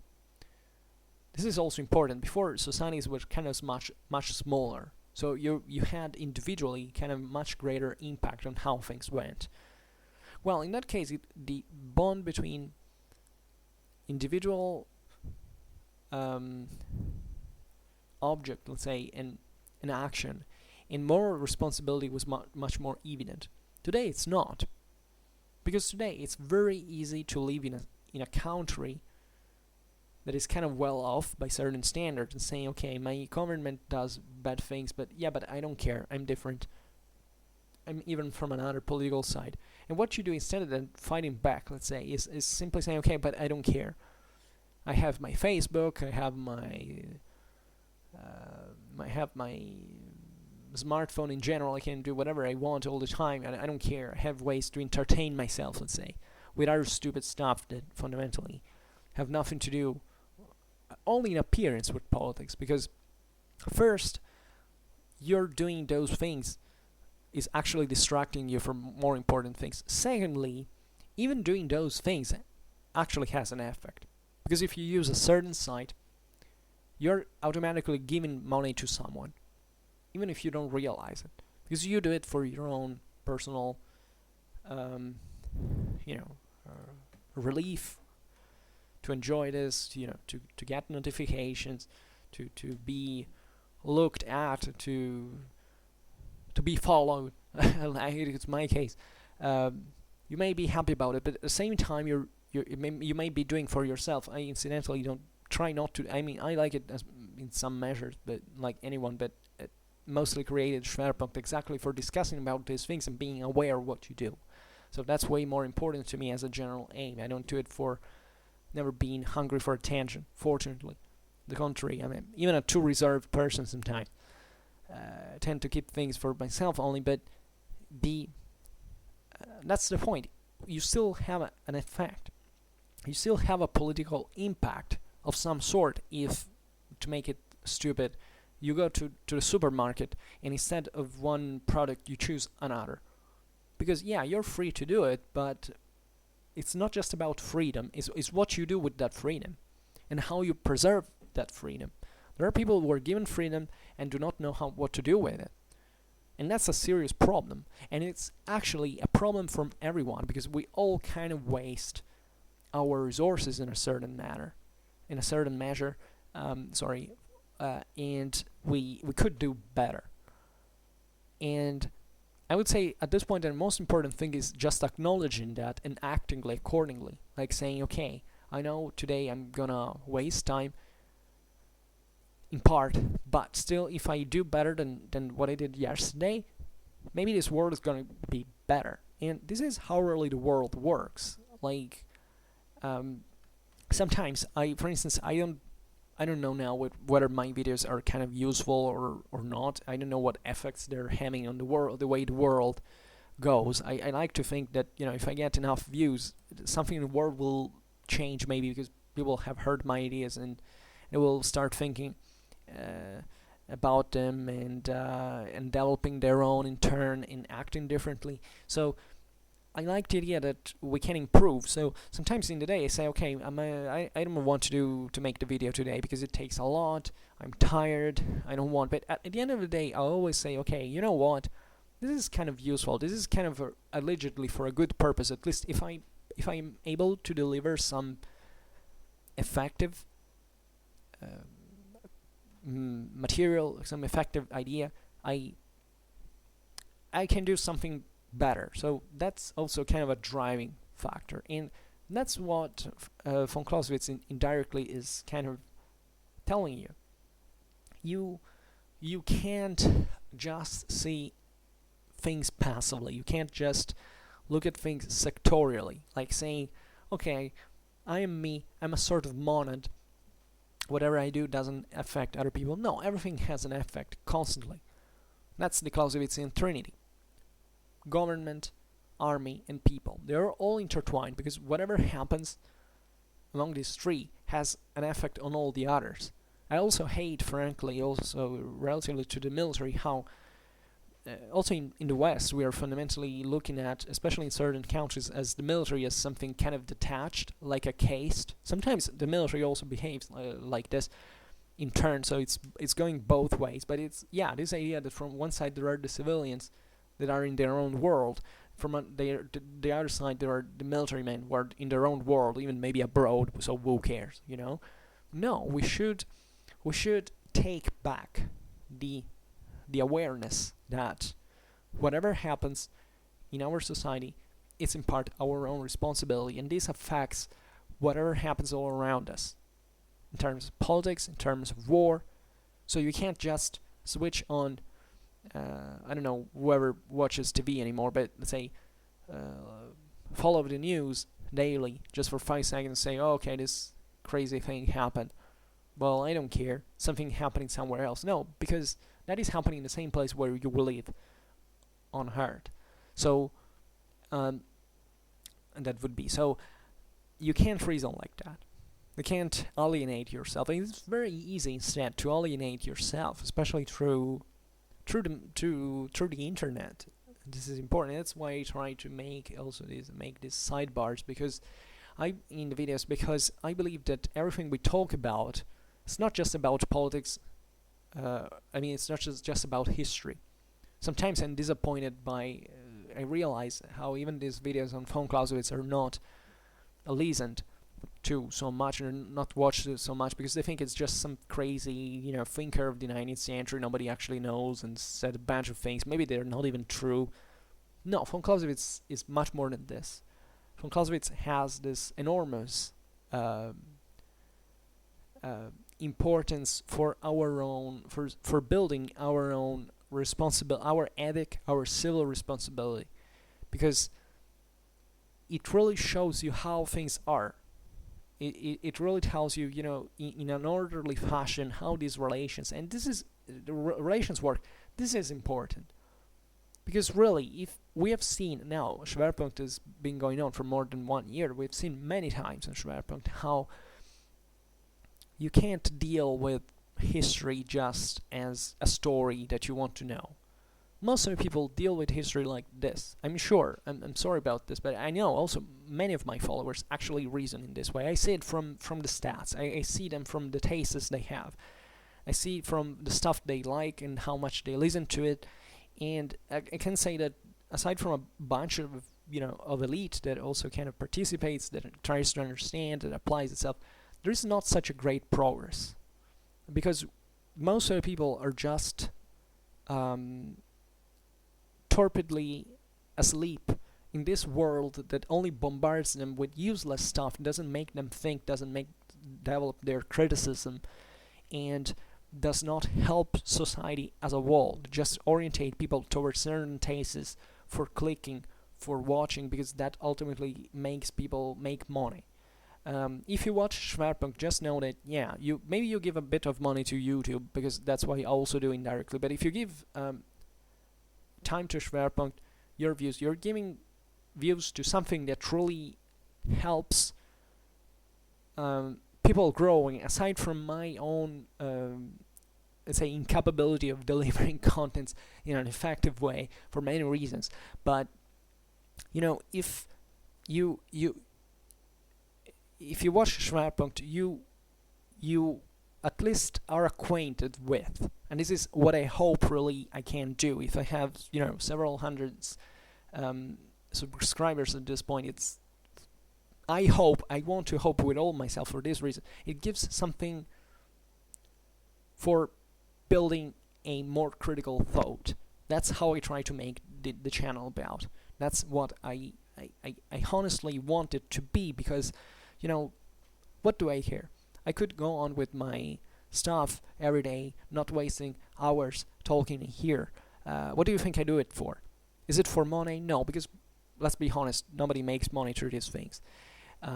It's or not enough for all the time and effort it takes to me for doing what I do. But it makes people thinking. So if I make it, even for one person, to make that person think something new, to make that person ask, wonder, go look, and open up a book and learn something better. Well, I know I have achieved something. Of course, I can do it also on my own and try to invest on my own, but this is a great mean of communication. If that happens for one person, I can be happy, but it doesn't really repay me. If that starts happening for hundreds of people, well, maybe that starts being a profit, even for myself, because I live in a world where technically there are people who are kind of got more interested about reality and try to figure it out in a more accurate fashion. This is my objective personally. I don't do it for other particular reasons. I feel, on the contrary, that it's pretty irrational for me to make these videos by certain standards. It's useful because I read, because I learn several new things every time. In order for preparing these videos, you understand what I mean. But just by preparing these videos, because I read, so I've learned many things from Schwerpunkt myself. But it's more than that. It's really, and that's why I started the Vom Kriege series. Because we may need to make clarity. I mean, I find astonishing that in 2019, at this point of development of civilization, where everybody can access knowledge freely, practically, and can learn and can grow, nobody cares. Nobody gives a damn and doesn't even think about the relations that exist between politics, war, society, and just thinks that in weird ideological, moralistic, fundamentalistic ways, and doesn't actually understand a damn thing of what's going on. Von Clausewitz is not a read for literally everybody. It should be studied, especially by people who have kind of a decent knowledge of many things, philosophically, historically, linguistically. But if we can polarize the attention towards him, I'm sure there are more people who will manage to learn well about him. And that's why I'm talking about him, and that will understand the world better and will make better choices. And this is it at the end of the day. So, concluding the phrase, that this is a big digression, concluding the phrase that we were reading, so in the case of the indifference of the masses and the mutual feeling of hostility prevailing in the two states from other causes, political object always alone will be decisive. I mean, the more this happens, the more a political object tends to be decisive. Just a little note, the mutual feeling of hostility, this is also something we didn't stress. It's not just about the single state having a feeling of hostility towards another, but also in this sense, I believe the capacity of these two states of hating each other and therefore making this fight a personal thing rather than a reasonable thing, which happens unfortunately among many people, so that you don't have to count just the hatred that drives one single state. You have to consider it always in relation to the belligerent states. This is what von Clausewitz has said today, and it has always to be taken into consideration as a real situation, because otherwise it's abstraction. You don't hate. In order to hate, you have to hate someone. That's the point. There's this inner conflictuality in human nature that you always find, you always experience, and that conditions the wrestling in this fashion, and it can't be ignored or overlooked or underestimated. So in these conditions,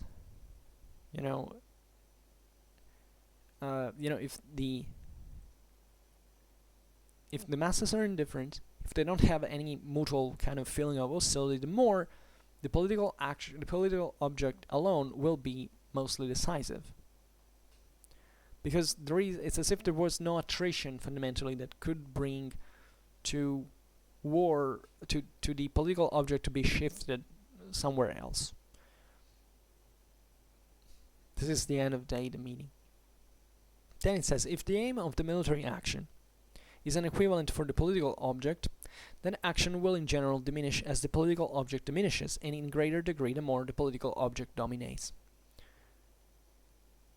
So this is also pretty clear. So fundamentally, if the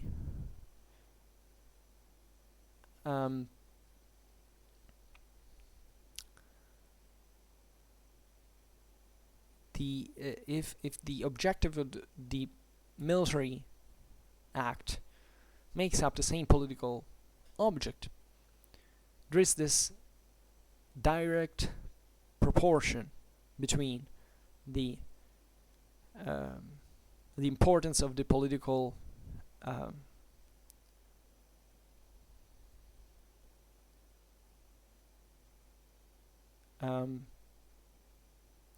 the political aim is, the political intensity is.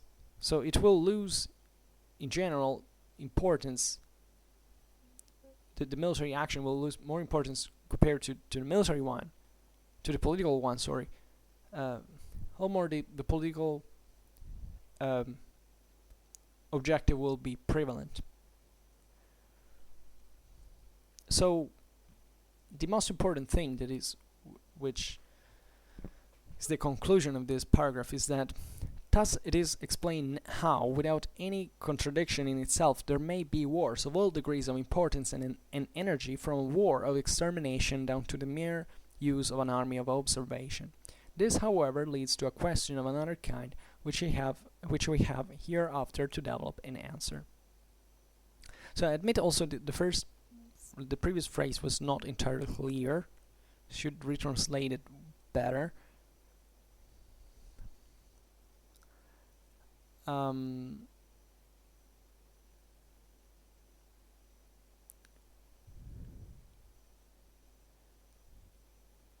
So that, no, well, I think the first phrase can be more clearly explained. Fundamentally, that there is this direct proportion. I mean, the more the political intensity, this is very clear actually.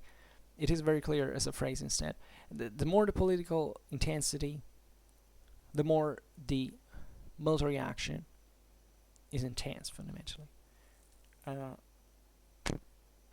The less the political aim diminishes, the more the political object diminishes, also the military action will diminish, because it's directly proportional.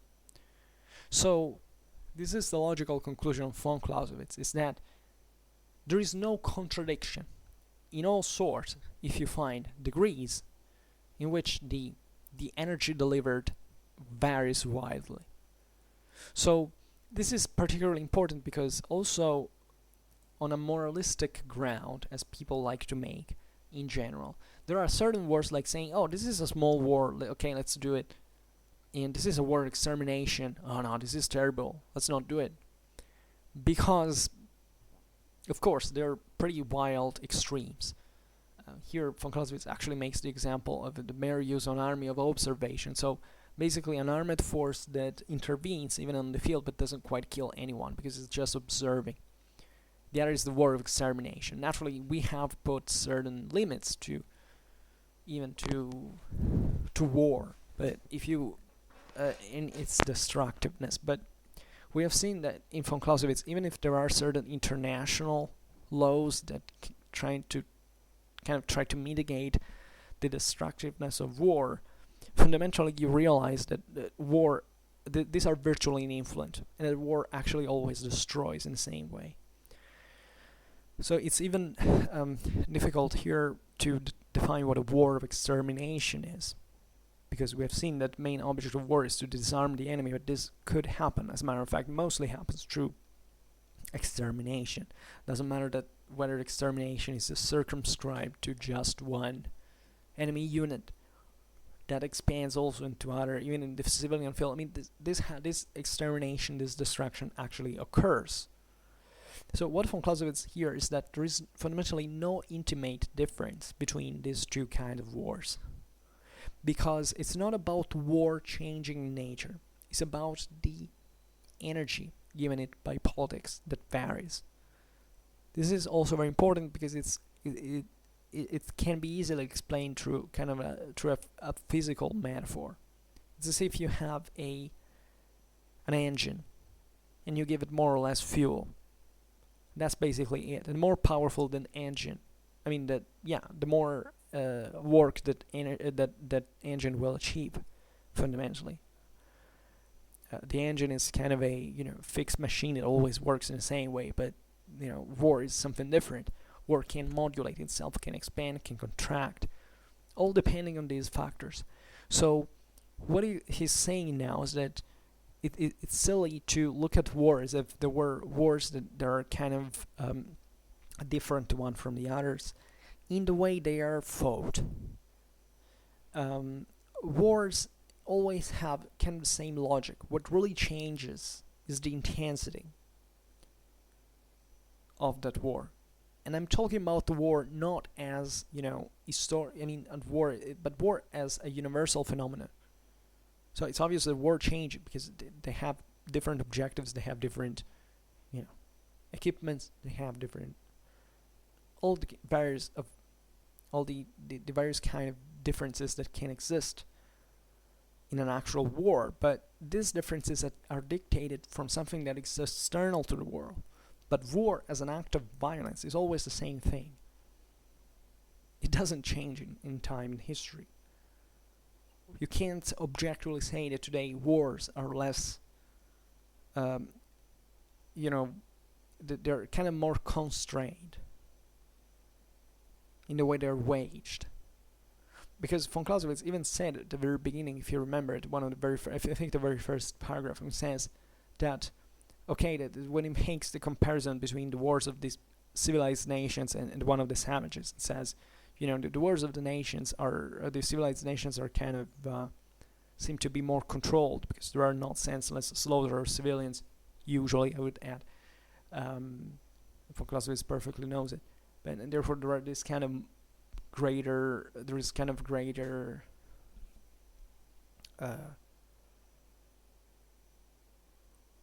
Nicery that seems to reduce also from the amount of sheer destruction. But this is first of all debatable because also as he observes, actually the progress of civilization doesn't make wars less destructive. On the contrary, and this is quite evident. It's not that progress brought to less deadly weapons to be built. Quite the contrary. Von Clausewitz simply explains that by saying that civilized nations have a kind of a more reasonable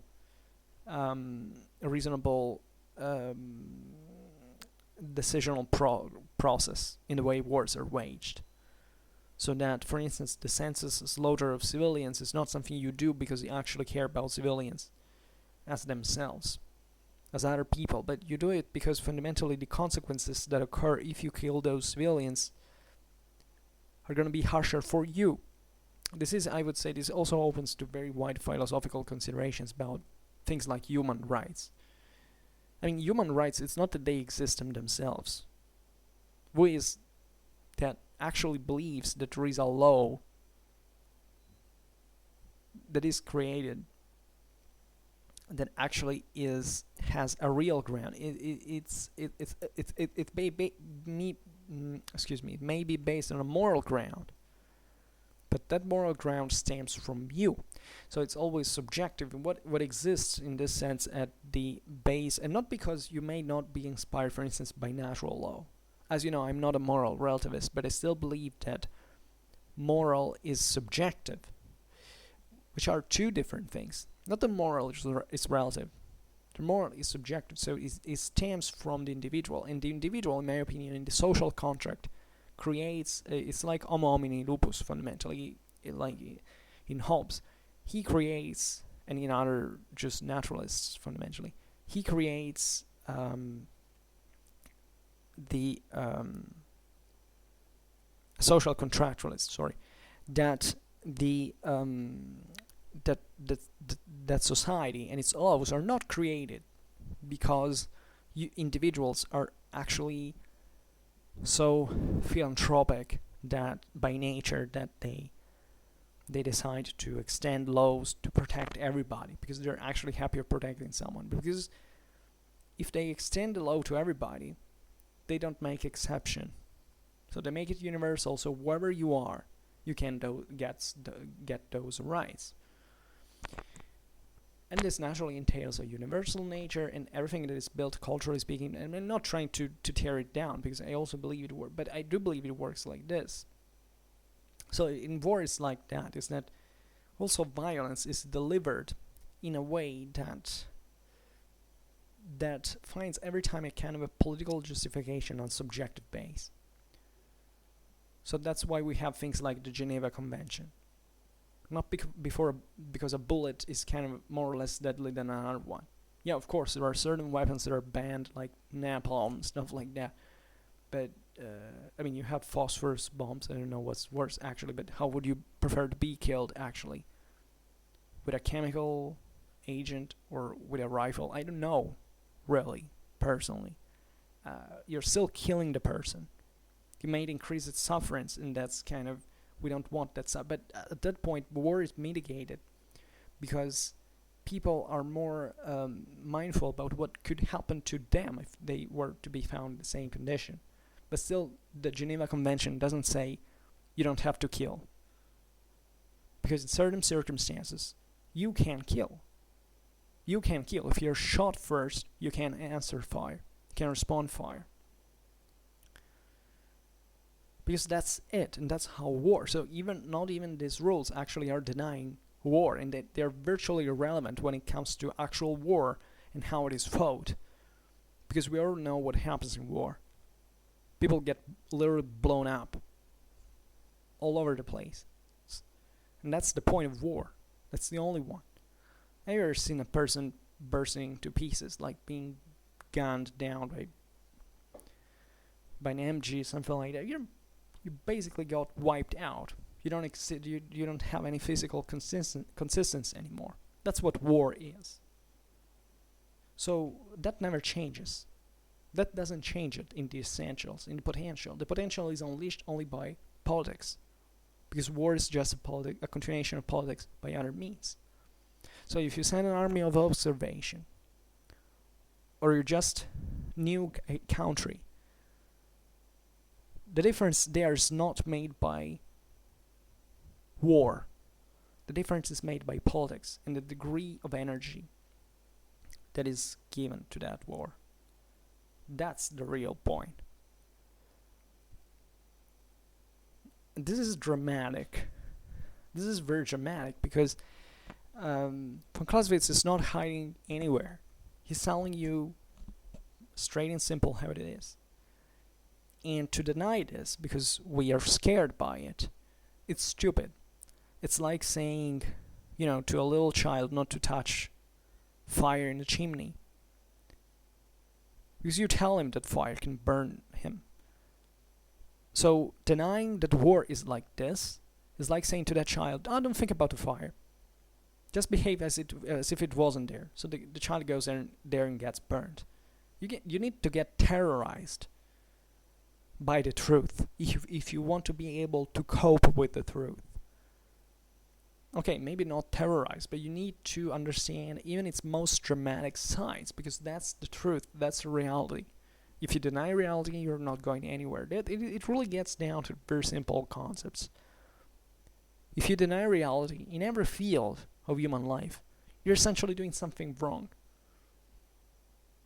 In terms of your even instinct of survival, because you're essentially creating problems and complications.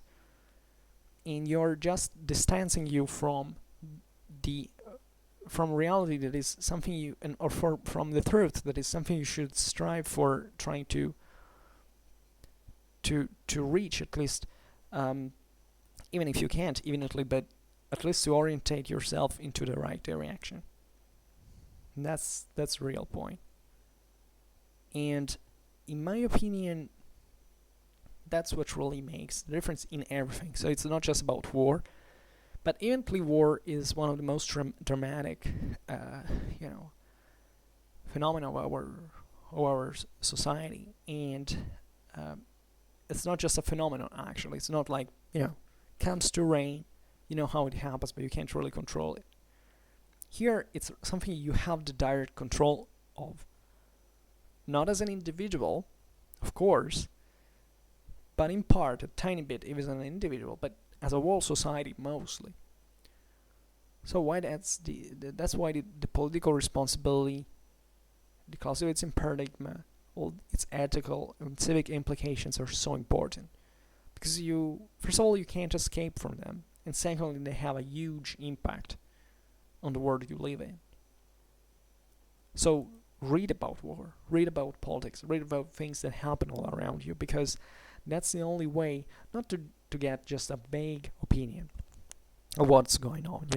It should really push you towards a scientific knowledge of reality.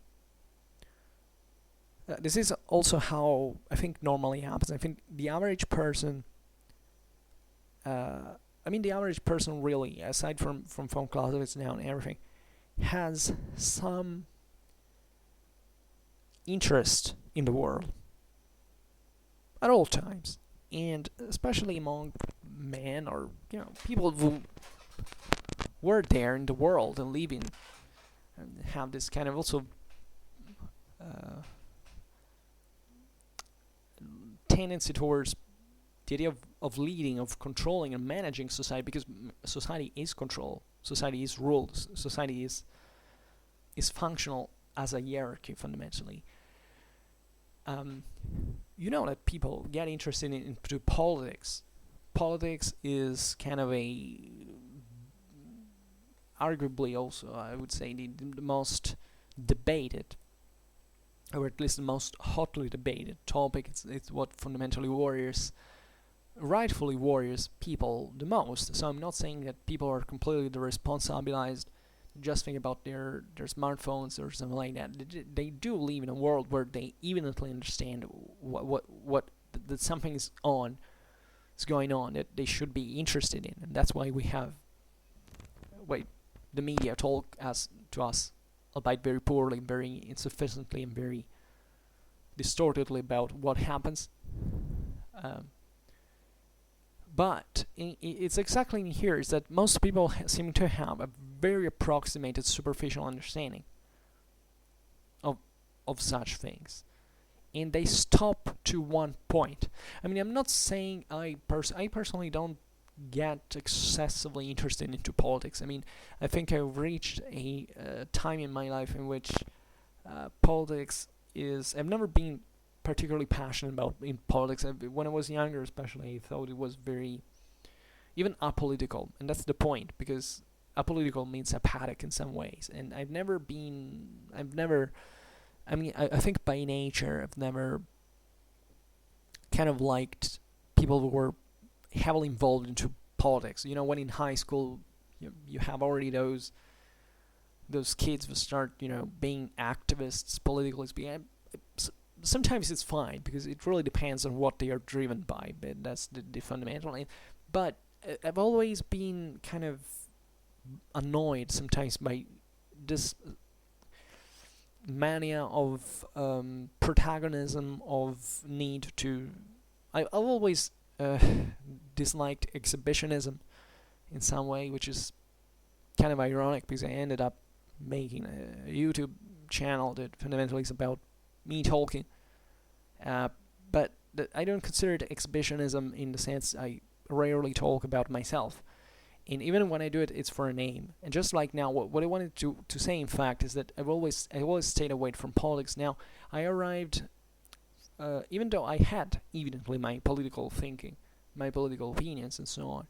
Now I have arrived at the point in my life in which I have the arrogance, let's say, of reading the news and saying, okay, I can read I can read through the lines fundamentally.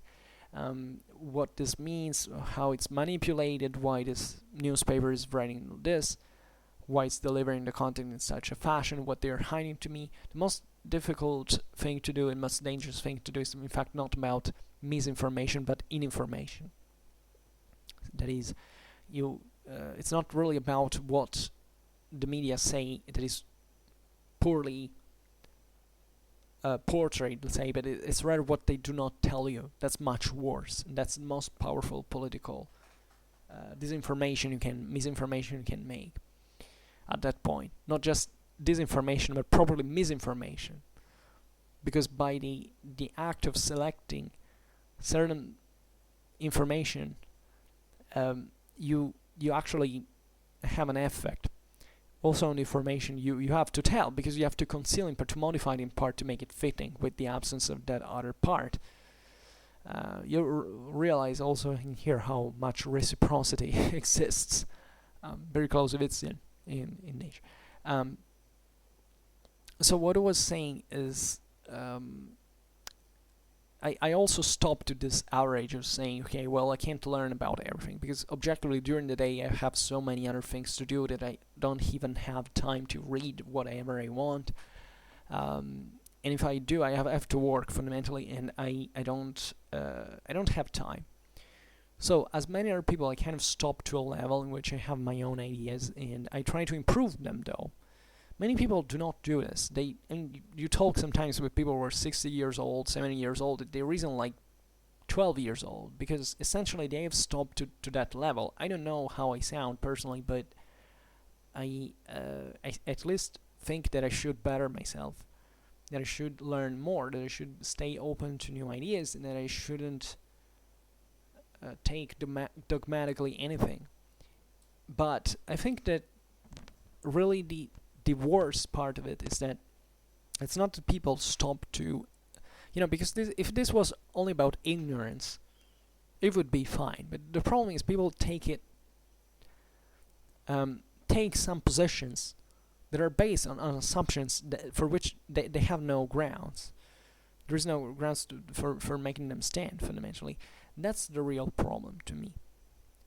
Is that if you decide that one guy, one party, one country, or one whatever is evil, and you stay from the side of the good ones, it's over. Because I personally think also that there are certain evil ideas, let's say. But that's the point, that's ideas. I stay open in the sense that I think that ideas can change other ideas and can build something more functional. I'm not saying better. I believe, as I told you, that there is kind of good and evil by certain standard. I also believe I'm a kind of moral cognitivist in some empirical way, but I do think that at one point it's not really about a matter of ideology. It's a matter about making things work. This is why I hate sometimes also intellectualism by itself, because intellectualism is very attractive, it's very enticing sometimes. It gives you these tools for which you can criticize effectively others, who can make appear, and it also makes you reason well. But I think that intellectualism doesn't actually cope with reality at best. It's something that you can do if you are so well acquainted to a certain reality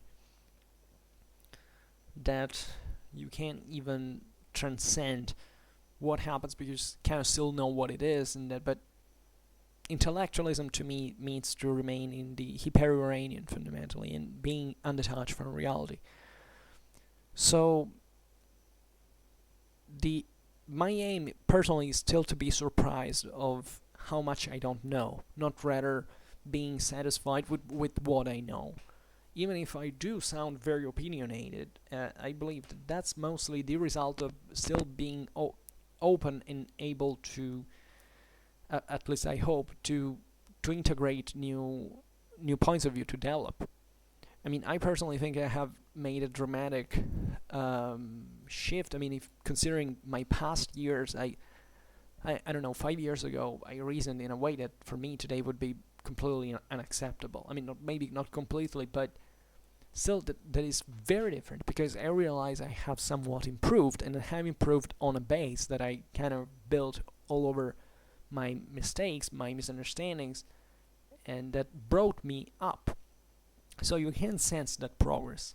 And I believe that all humans progress in this sense, but I found that there are certain qualitative stages of improvement, so that you can maybe cumulate certain experience to combine it with your past one and kind of delve in it. But if you don't do certain things, if you don't dare to learn more, if you stop yourself fundamentally to just certain dichotomies, because usually it's also like that, you are you're stopping, you're idling fundamentally. And by the way, the more you wait, the more it's difficult to change. So that is also very important. I would say when you spot a dichotomy in your life, you like to banally say, this is good, then it's evil, this is right, this is wrong. Well, I think that's a very powerful indicator to see fundamentally that something's going wrong, seriously wrong. Because that dichotomy exists, but it exists theoretically.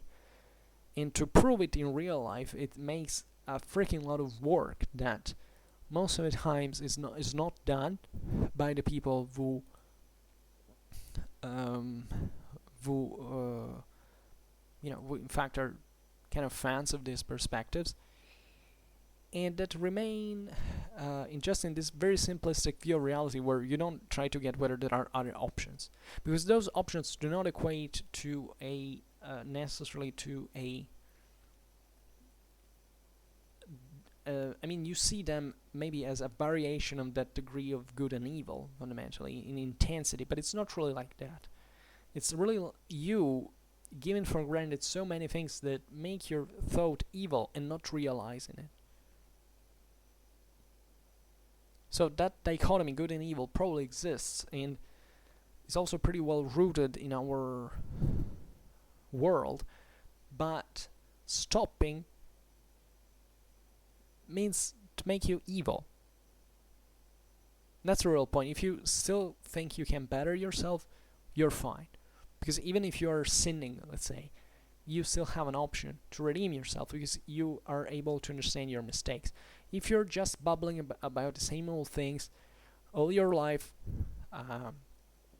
talking always about the same topics, about the same, criticizing all the same stuff, that's not a good sign. It's not a positive sign. You should do something else. You should pick up a book and read. I'm not saying that real experience, real life do not bring you to reflect, but knowledge definitely helps you. Is vital to help you process in this. And I really mean vital, because you can't really do without. Because the human mind sometimes is, it's very flexible, but it needs a structure. It needs a guide, and that's what happens when you read the Vom Kriege. You're not just reading an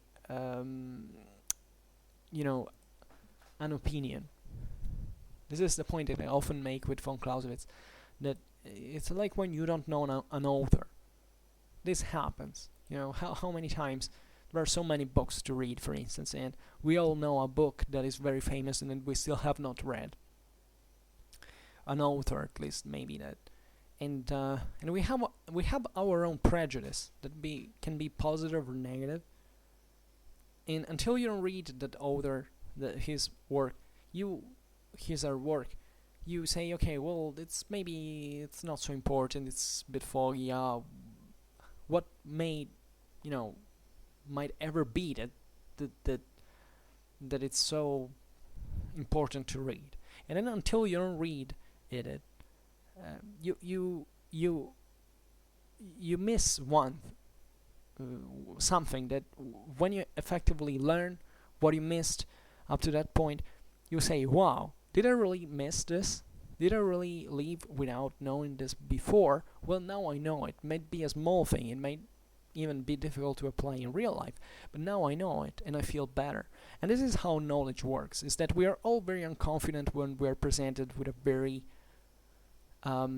different reality.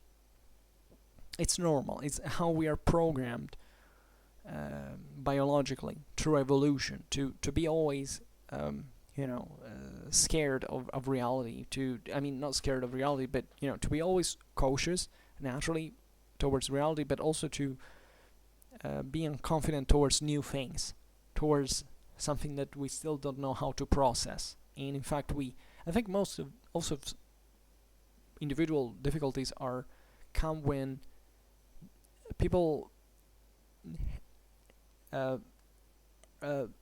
usually people have problems they don't want to solve because they fear the way they would be solved. They don't really know how the process would happen. They don't want to know. They prefer just to remain in the shade of ignorance, to say, okay, I feel safer here. But it's a very instinctual, emotional feeling that in front of knowledge of science doesn't really work like that. Well, von Clausewitz is science.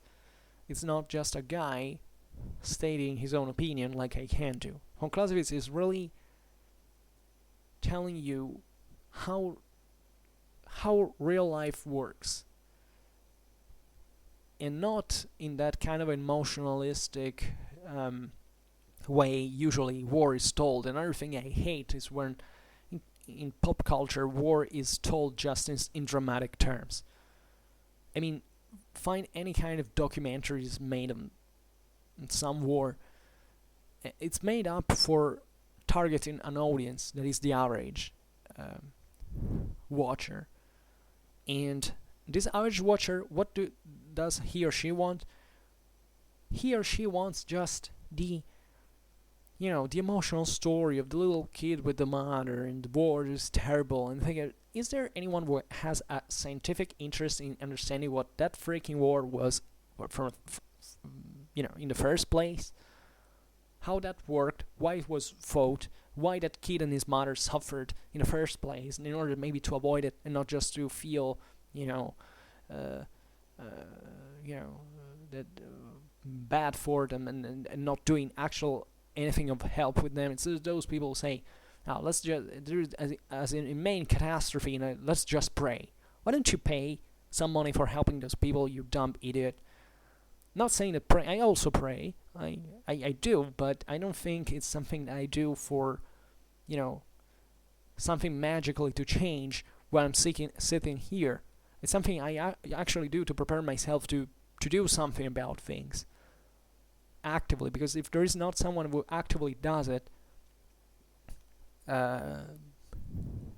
things are not gonna be solved by themselves. So this is it. Like, ignorance equates to saying, okay, I don't want to get involved. And that's hypocrisy. That's a way of pretending you know reality by deeming something unimportant that you actually not even know, just because you feel challenged by it. That your safe spots, if it sounds challenged by it. It's stupid. We're meant to go out there in the wild and to die if necessary, if something is important enough.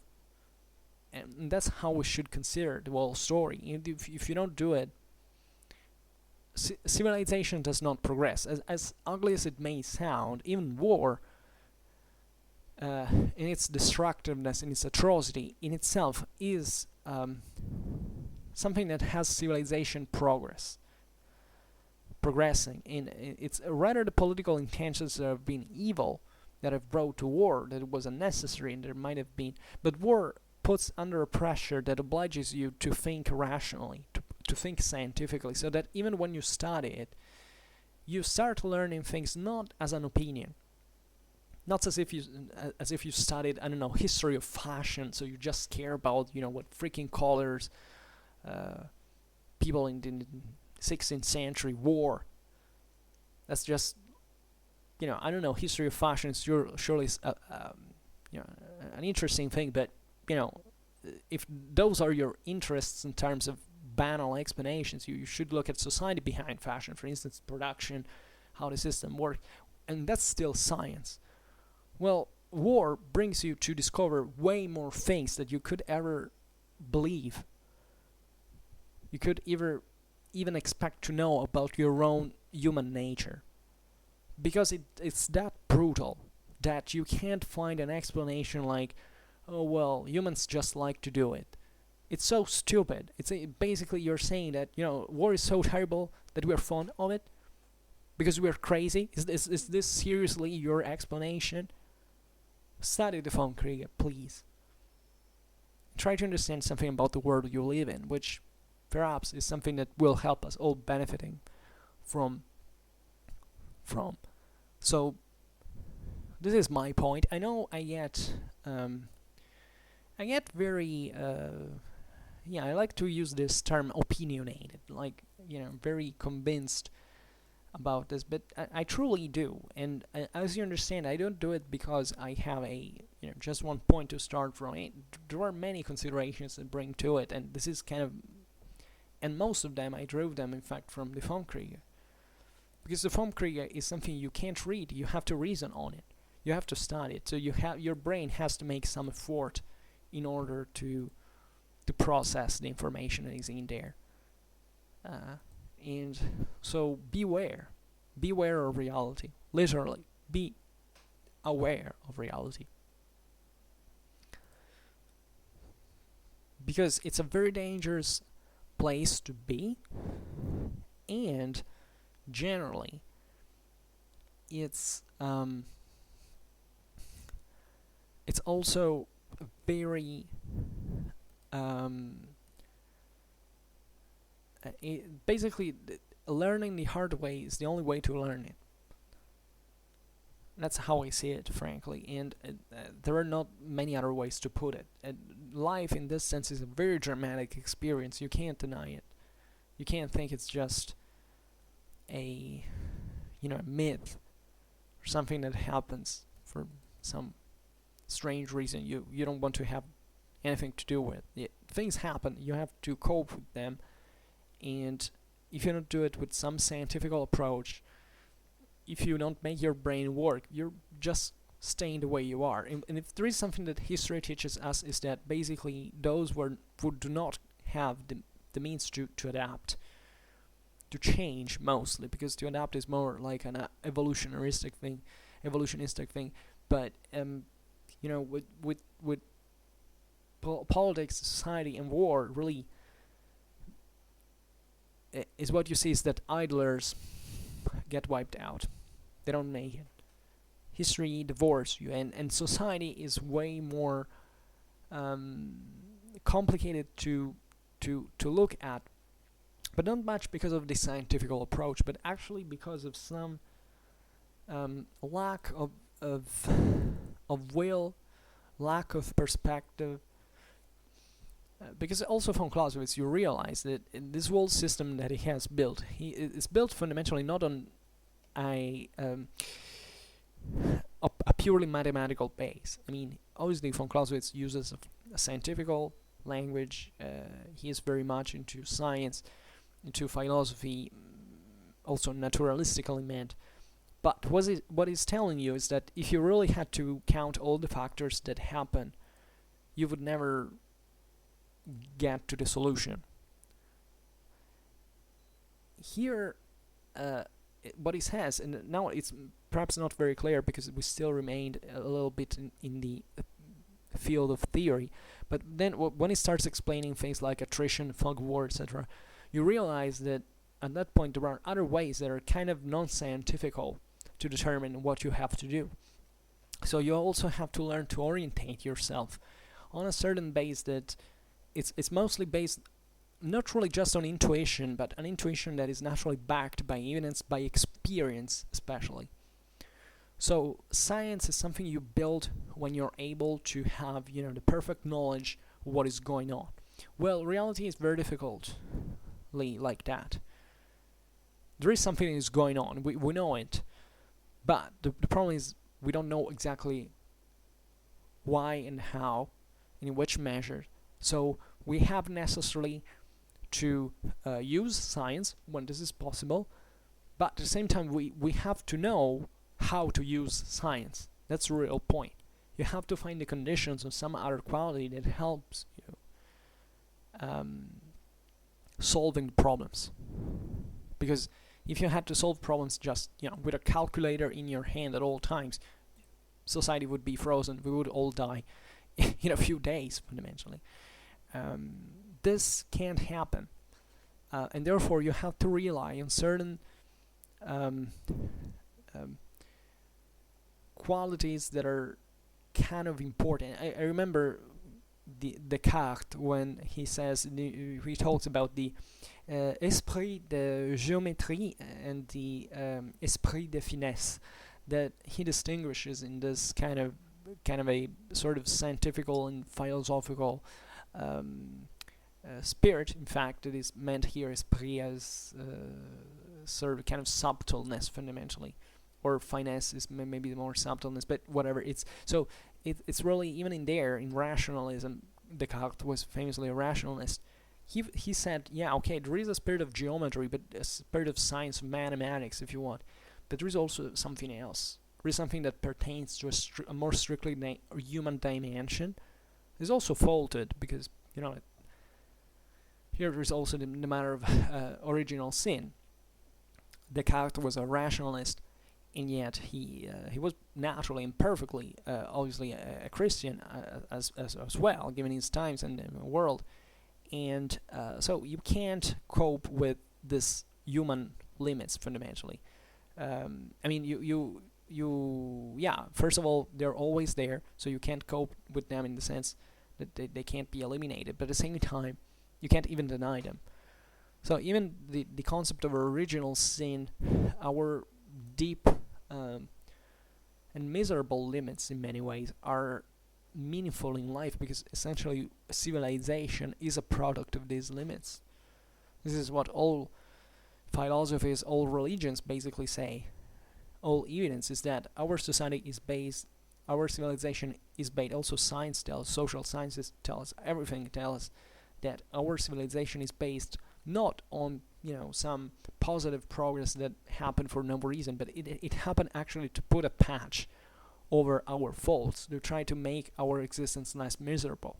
So it's been built through struggle, through sufferance, through efforts that even today we don't even, we even give for granted. We just want more and more. They don't understand where even what we have got from. That's why you also have to study history, because if you don't understand where, how we got here, it's a bit difficult to understand what are the right choices to do now, because we are on a path. I'm alarmed by how the children born in the last years, last generation, are sometimes completely abstracted from an historical perspective. They don't care, chiefly because their parents are a bunch of ignorant pigs, and this is the sad truth. But they're not even able to educate them.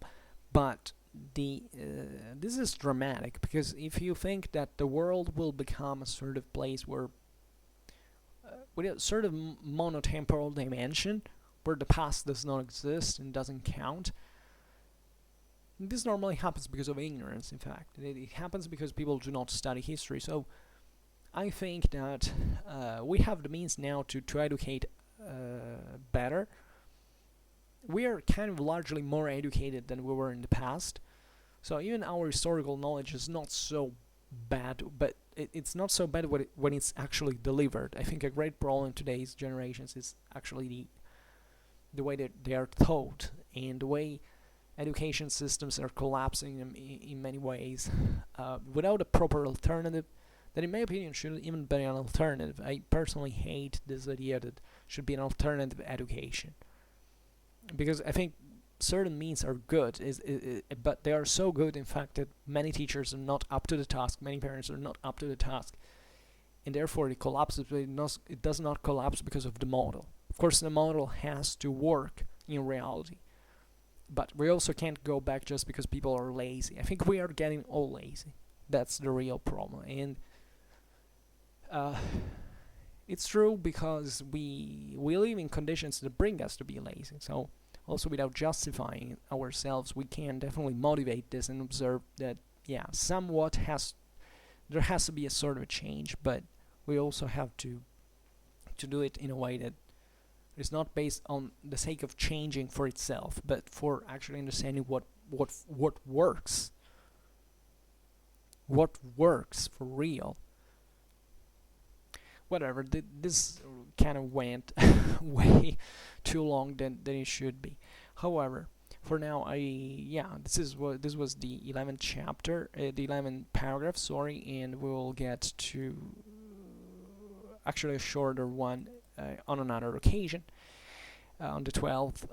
In fact, that is kind of more contained, but here we have a very interesting group of considerations that await us soon with our Vom Kriege. So for now, I just hope that you enjoyed this video. If you did, please share it, otherwise leave a like or subscribe to my channel if you're interested in my upcoming contents.